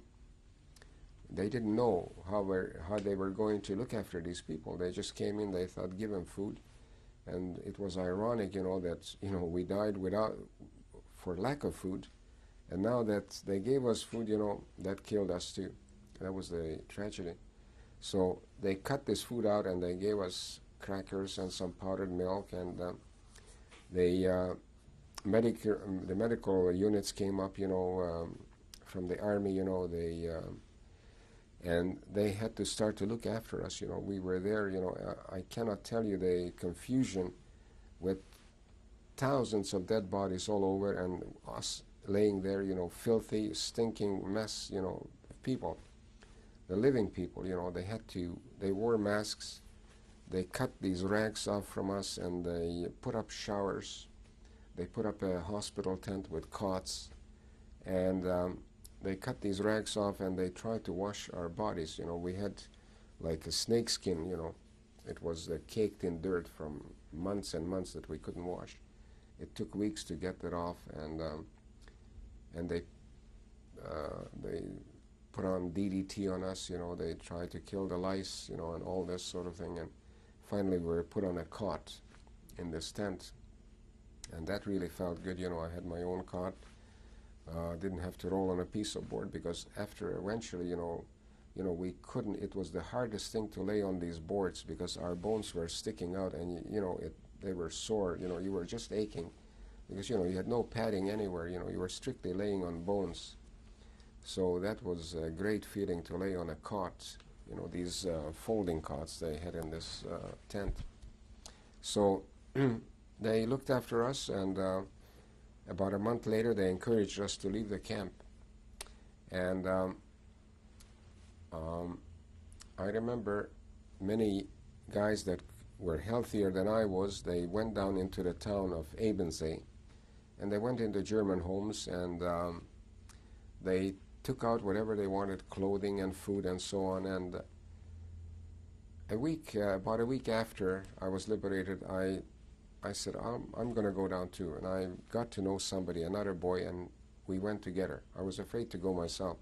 I was even afraid to go out of the camp. I had such a feeling of not being wanted. I didn't know what kind of world this is that did this to me. And even though it was a camp, but I was kind of safe here now, And to go out, it was, again, trying a new world, you know. And so I remember I went down with this boy, and we went into a German home, an Austrian home. This was in Austria. And I was absolutely amazed what I saw. They had a Speisroom, you know, that was a room for food. And it was loaded with food, you know, with preserves, you know, bottles and bottles, you know. And clothing, I remember seeing a picture of, she said, this is my husband in an SS uniform. And I remember she saying, we didn't know what was happening up in that camp. I always said that if I'll ever survive, I'll kill every German, you know, but I just couldn't wait to get out of that house, you know. I didn't feel right to do this somehow. So she gave us some food, and I didn't have any clothing. I was in rags, actually. And in fact, when I had to leave the camp to come home, when I came home to Slovakia, in, I found a Hitler Youth shirt, which everybody could tell from a mile away, the color of it and all that, and a pair of breeches that belonged to Hitler Youth. And I had to cut it down because my body was filling up with a lot of water. And my legs were this big, I couldn't put these pants on. And I had a pair of boots that I couldn't put my feet into these boots anymore. I had to cut the back of the boots down, and I just put my toes in like a pair of slippers. And I tied the heels to my ankle with some string. And this is the way I went back to Czechoslovakia. One day the Americans put us on a truck, and they delivered us to a town called České Budějovice. And this was on a Sunday afternoon. It was a beautiful day, and you know, the Czechs they were all sitting in the beer gardens there on the sidewalk and drinking and singing away. And when they saw this truck and they saw we got off, they invited us into the restaurants, and they were plying us with drink and food, and you know, it was, you know, they wanted to do all the best things for us, but this was the worst thing for us, really, because we couldn't refuse any food or drink, and I had diarrhea, and I remember the 3 weeks that it took me to get back to my town in Slovakia. Wherever we stopped, people were helping us with food. I was sick all the way. I had diarrhea. I had such terrible problems, you know. I couldn't keep food down, and yet I couldn't refuse food, you know. It was a real dilemma. And so I arrived in this town of Košice, Kasha. And now we were Slovakia again, you know. This is the way things change, you see. Like after the war, where I was in Hungary, our town became Czechoslovakia again, because the Hungarians lost the war, and so Czechoslovakia became a country again. They took back all the lost areas. So I came to Kasha, and I went to the place where there's a market, and the farmers come in from all the neighboring towns, and I thought that maybe I can find a farmer from my town and hitch a ride back home.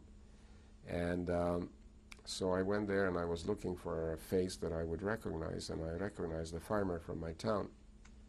And I told him who I was, and he didn't recognize me. He didn't know who I was, you know. I just didn't look like this person, you know, like I did a year ago. And I asked him whether he can give me a lift back home, and he said, okay.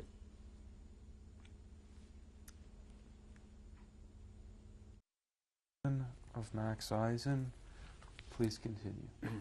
So here this farmer is giving me a lift on his horse and wagon back to my hometown, and we have to travel about approximately 15 or so kilometers. I'm sitting in the back in some hay there, and my thoughts are, you know, what I'm going to see in my town, you know,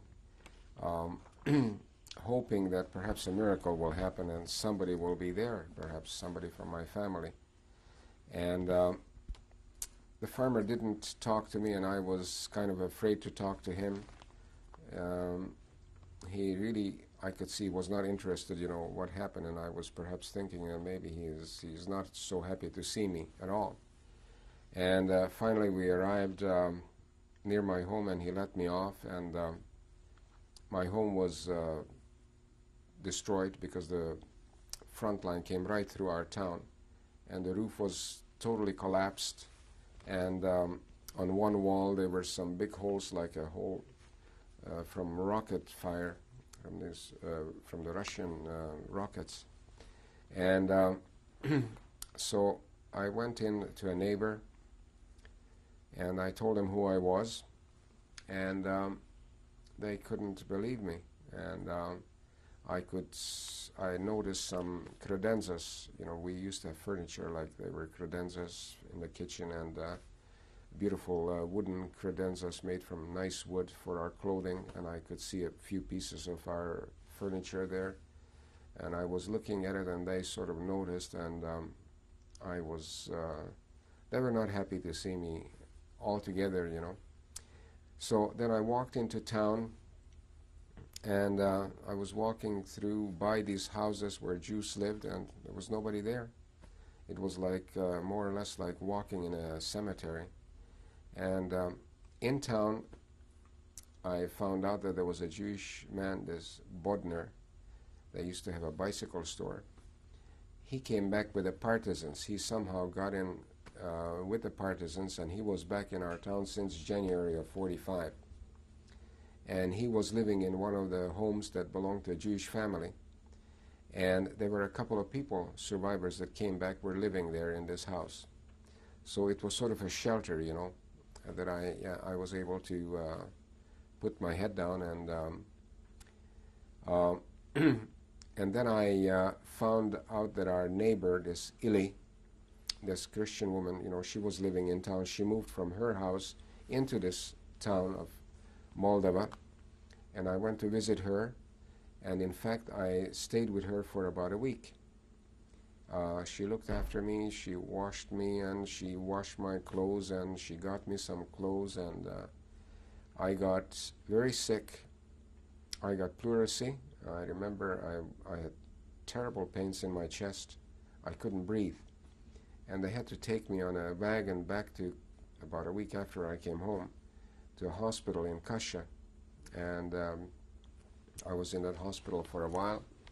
They had to drain all this liquid from my lungs, and I was on a dry diet, salt-free diet, and all that sort of thing. And I kept thinking, well, what is my future going to be here? You know, I had nobody, no relatives that came back, and I was looking for some kind of family or somewhere where I can feel some comfort from somebody, and there was nothing. And so I heard about a Jewish youth group that was forming, and in the Czech part of the country, outside about 100 kilometers from Prague, in a place called Marienbad. So I tracked down, and you know, we could get on the train at that time because we were displaced people, you know, we didn't have to pay any money, you know, people let us ride the trains and so on. So I arrived in this place called Marienbad, and there was this, it was an orphanage actually, but it was also a place of learning. It was called a yeshiva, where we were learning Hebrew, but those of us that were born in Czechoslovakia were allowed to go and learn some trades. There were many youngsters from Hungary, Romania, and Poland that came here. They were all my age, 15, 16, 17, and 18-year-olds. So at least I had the town gave us a pension. It was about a 4-story, like a small hotel, a pension. And we each had, like 2 of us were in a room, and we had a communal kitchen. We had a couple that was doing the cooking for us, and you know, life was great. It was a beautiful place. And I started to work as an apprentice for a dental technician, for a dentist, and I worked in the lab with a master mechanic, and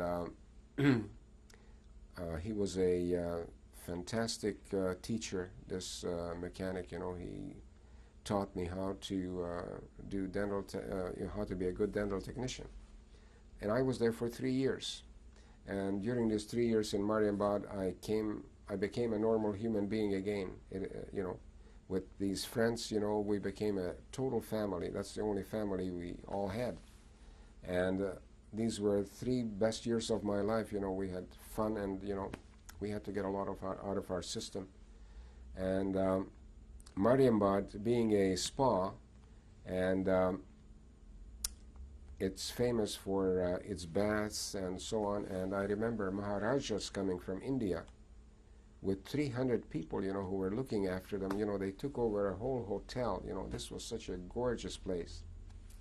And I was there till 48, and all of a sudden, out of the blue, the communists took over the Czech government, which was a democracy, and the communists took it over, and our life came tumbling down again. You know, it fell apart. Everything fell apart.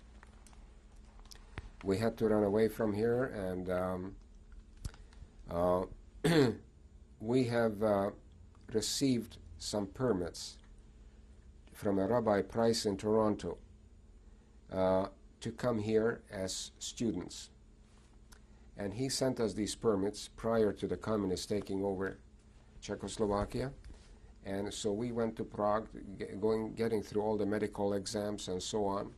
And had the communists not taken over, it would have been a smooth process, you know, of getting our medical and everything, and we would have been gone. But since the communists took over, we had to get a stamp from the Secret Service, or the Národní bezpečnost, I think it was the National Secret Service. And they would not allow us to come out because we were, most of the Slovaks, we were all of military age. And so we had to try and get some stamps put on these passports. We had to buy Hungarian passports because I was coming here as a Hungarian to Canada, not as a Slovak. And while we were looking for somebody to do these papers for us, these false papers, we were raided in a hotel, and 6 of us were caught. At that time, under the communists, you could not stay in Prague in a hotel for more than one night. If you stayed more than one night, they had to report you to the police because everybody had to be on a job. This was now a communist state, you know, it was a police state. So, and we were caught in this dragnet, you know, and we were taken to a jail. I was in jail there for about 6 months. That was a terrible experience, because I thought that from here I'll never get out. This is what they told me. And it was a real depressant, you know, after having an experience like this, after going through the concentration camp, and here I'm sitting with political prisoners. I was in a room, perhaps 6 feet by 12. There were 6 of us in this room, 2 triple bunks, and we had 1 small table and 2 benches, and there was a toilet. And I learned prison life, what it's all about. We were allowed to go outside for exercises for 15 minutes. The rest of the time we had to sit in this cell. And after 6 months, a Jewish organization, they paid a ransom for us. I think they paid $2,000 for each of us. And they let us out of this jail. Do you know which organization that was? It was I think it was called the Bricha. It was a Zionist organization. And I remember on that day when on the loudspeaker I heard my name called in the jail system. You know, this was a very big jail, strictly for political prisoners.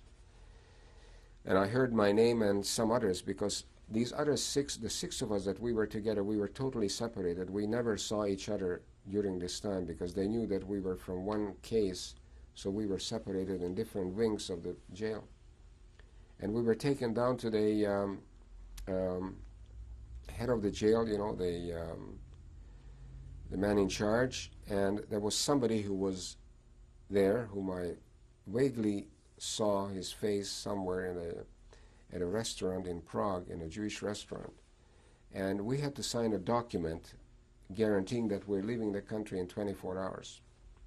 And I was glad to sign this, you know, and this head of the jail told us that, look, if you don't leave the country, if we catch you again, you are in for life.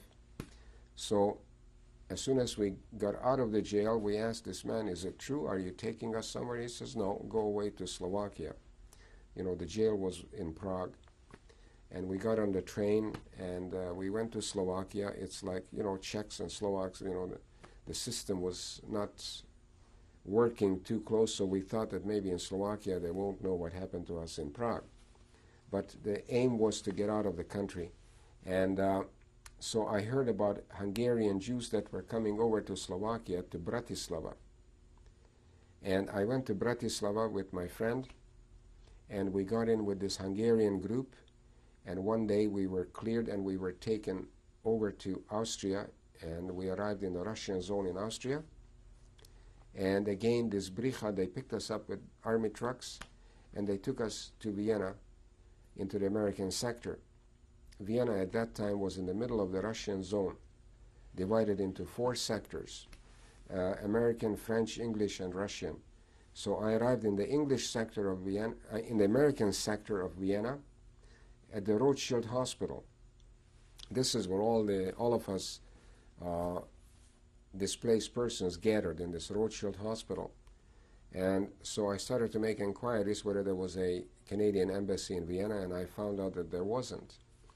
I was told that the only embassy is in Salzburg in the American zone.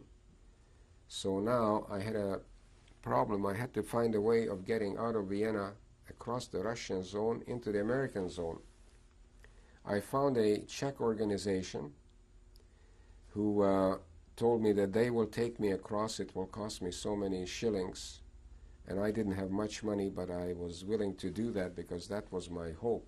That was my only hope to come to Canada, because a couple of my friends were already here, and I had no family anywhere else that I knew of. So I had to, it was important that I get here. So I paid, and they told me how we are going to leave. I had to walk into the French sector, to the railroad station, and we got on a train.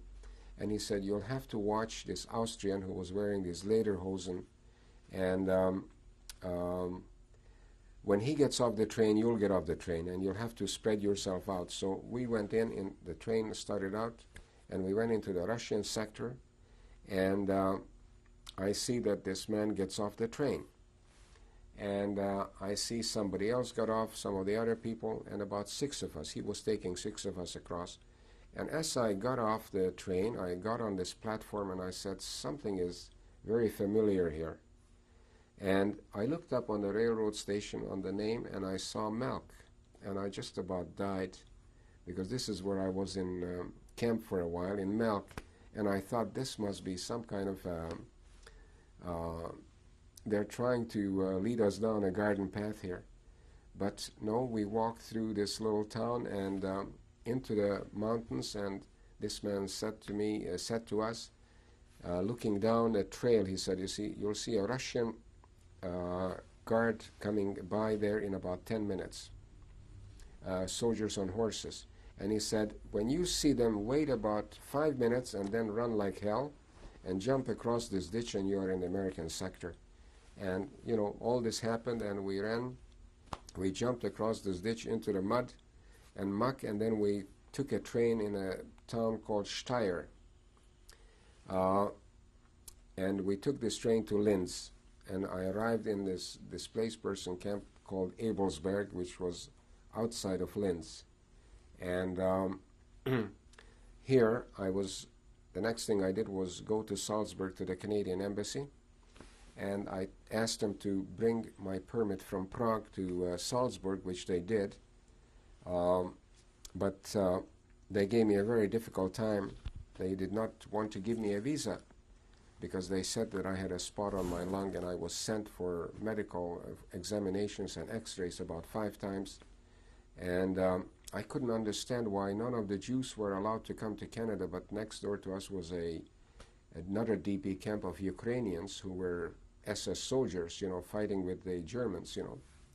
And all these guys were allowed to come to Canada and the United States and Australia, and we Jews were not allowed to come here. I understand why this happened, because of the restrictive rules of Jewish immigration to Canada now. But so this was in 49. Late October, I finally got my permit to come to Canada from the Canadian Embassy, and I tell you, I was a real happy young man. And a couple of days later, they got me on a train, and we went to Hamburg.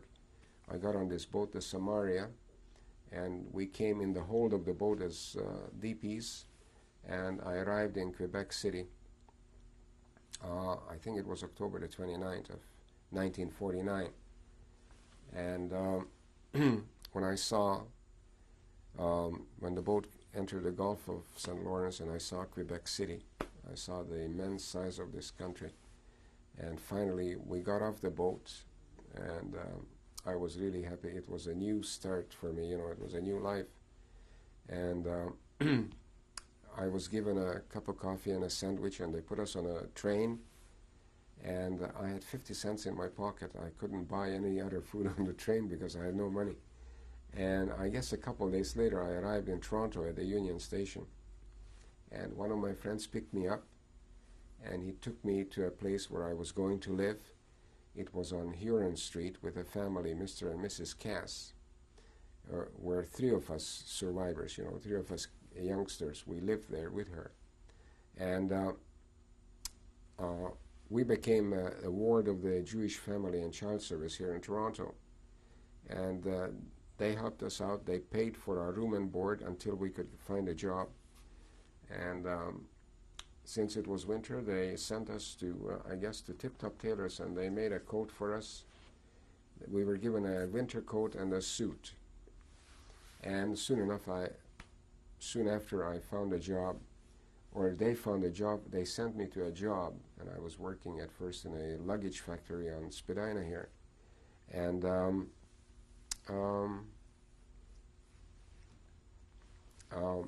I was working there. I think they were paying me 20 cents an hour.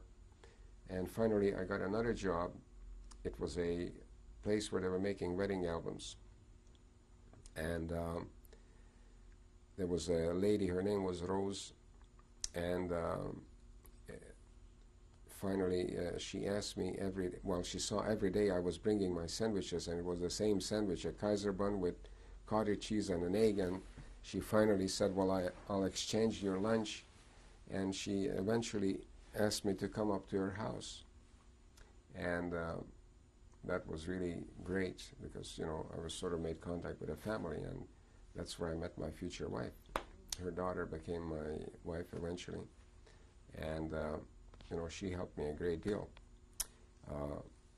My mother-in-law, she's passed away now, and so I became a Canadian, and I went through, I finally found myself a career and built a manufacturing company. We have a family business, and we have twin sons, and we have two granddaughters, and I'm a really happy person. Do you tell the story of what happened to you during the war to people today? Yes, for the last 4 years, through the the Holocaust Remembrance Committee here in Toronto, I've been going to schools and talking to students in Ontario and even in other provinces. And I've been in touch with many kids, telling them this story. What kind of reactions do you get? I would say in the main I get very good reactions. In many places, kids have never known that there was a Holocaust, you know, and I was in for instance, I was in Fredericton, New Brunswick, you know, which is sort of off on the East Coast, you know, and there are not very many Jewish people living there, and I had a very good reception. Kids were very interested. And there was, in fact, you know, many asked me, they didn't know what to do for me. They asked me, will I come for dinner? Well, you know, they just wanted to do so much for me, and, you know, there really wasn't a time. Many times, kids, they prepare all kinds of poems. I get so many letters from these kids, you know, after I've spoken to them. You know, I collected all these things, and it's really rewarding. I feel that if I can leave something with a few kids, you know, that it may help, you know, to the future generations to not to fall into the same trap. Do you think that it could happen again? Well, I think it could happen. This is only 50 years after liberation, and we have all kinds of Nazi groups trying to indoctrinate children, and we have the internet. I just saw the other day on the Canadian news what kind of information they can get on the internet, and this is quite a worry. And I think it could happen anywhere. It can happen right here in Canada, and I think our job is to try to tell the kids to be very careful, what propaganda, what they hear, that not to buy, anything they hear, just readily, that they have to think about it and research it. Because these people have got powerful things, tools that they supply, and they use the same idea that the Nazis used. If you tell a lie and it's big enough, if you tell it 3 times, people will believe it. So I think what we all have to do is teach these kids not to accept this propaganda readily. And the future generations of Jews, what should they know about your life? What message would you like to leave them with? Well, future generations, I hope that they will be involved. Second and third generations must be involved with this, because this is too important for any, especially our people, that this cannot be forgotten. And we as witnesses, we sort of have to, we're handing this over to them, so in essence they become witnesses themselves. And they have to fight, bigotry and racism. They have to be in there, and fighting this mentality, and I think that's what they can do. Thank you for giving us the opportunity to interview you, and now we'll view some of the pictures you've saved. Thank you. Thank you. From left to right. This picture was taken in 1940. It's an official picture that we had to take, every Jewish family had to take for official purposes. On the back there is a stamp, and an official of the township is certifying that this is the family of Zoltan Eisen. And I'll go from left to right. It's my youngest brother, Alfred, or his Hebrew name was Moishi, my mother, Ethel, and myself in the middle, and my father, Zoltan, and on the right, on the far right, my brother, Eugene, or Shmilo, that was his Hebrew name.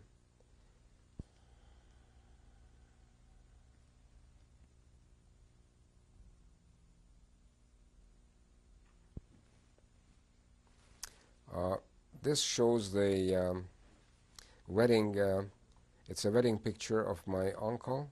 His name was Jenner, and his wife Irene, in 1933. And the wedding was, I believe, in our town of Moldova. This is a picture of my father and my uncle and a cousin. His name was Deje Kessner, and they were in a forced labor camp. There are the soldiers and the man in charge of this unit, and this picture was taken in the Bacska, which is in the southern part of Hungary, which was, prior to that, it was Yugoslavia. This is where they were in a forced labor camp. This is a picture from the forced labor camp in the Bacska. I guess this was on a day off. On the left side is my father and our cousin Deje Kessner and my uncle Jenner Eisen. This picture shows the yeshiva where we were in Marienbad. This was taken in 1947. Most of the boys have already gone to Ireland, and the rabbi in the middle, his name was Rabbi Stern, and he came from Budapest. And we are just the remaining group. There are about 20 of us already have gone to Ireland prior to this picture being taken. And most of these boys are here in Canada, some in the States, and some in Australia. This picture is also taken in Marienbad, Czechoslovakia in 1947. That's me on the left side. I was smoking a pipe, and my friend Sem Jakubowicz, he's here in Toronto, and that little guy, he was being trained in the Czech Air Force, and he went to Israel to fight in the Israeli Air Force in 1948. So this was taken in 1947. This is a picture of my house where I was born. This was taken in 1950. This house was destroyed during the war, and the government rebuilt it. And this lady that you can see with a little girl standing there, she was our neighbor across the street. Her name was Ili Klinka. She sent me this picture. And the house is an L-shaped house, so you only see the front part, the lower part of the L. It goes a long way in the back. To the right, there was a big yard with a lumber yard on the right side, and in the back, there were a couple acres of, there was a fruit orchard. And there was a fence and a big wooden gate in the front, and this is all gone. It's not on this picture here, of course. This is a picture of our identical twin sons, Ed and Larry, and this is their bar mitzvah picture. It was taken in January the 8th, 1968. 66, pardon me. This is a picture of our son Larry. He's the father of two girls. Julie on the left. Julie was 11 on this picture, and Amy on the right, and she's 13 years old. This is a picture of our son Ed, and he's the uncle of Amy on the right.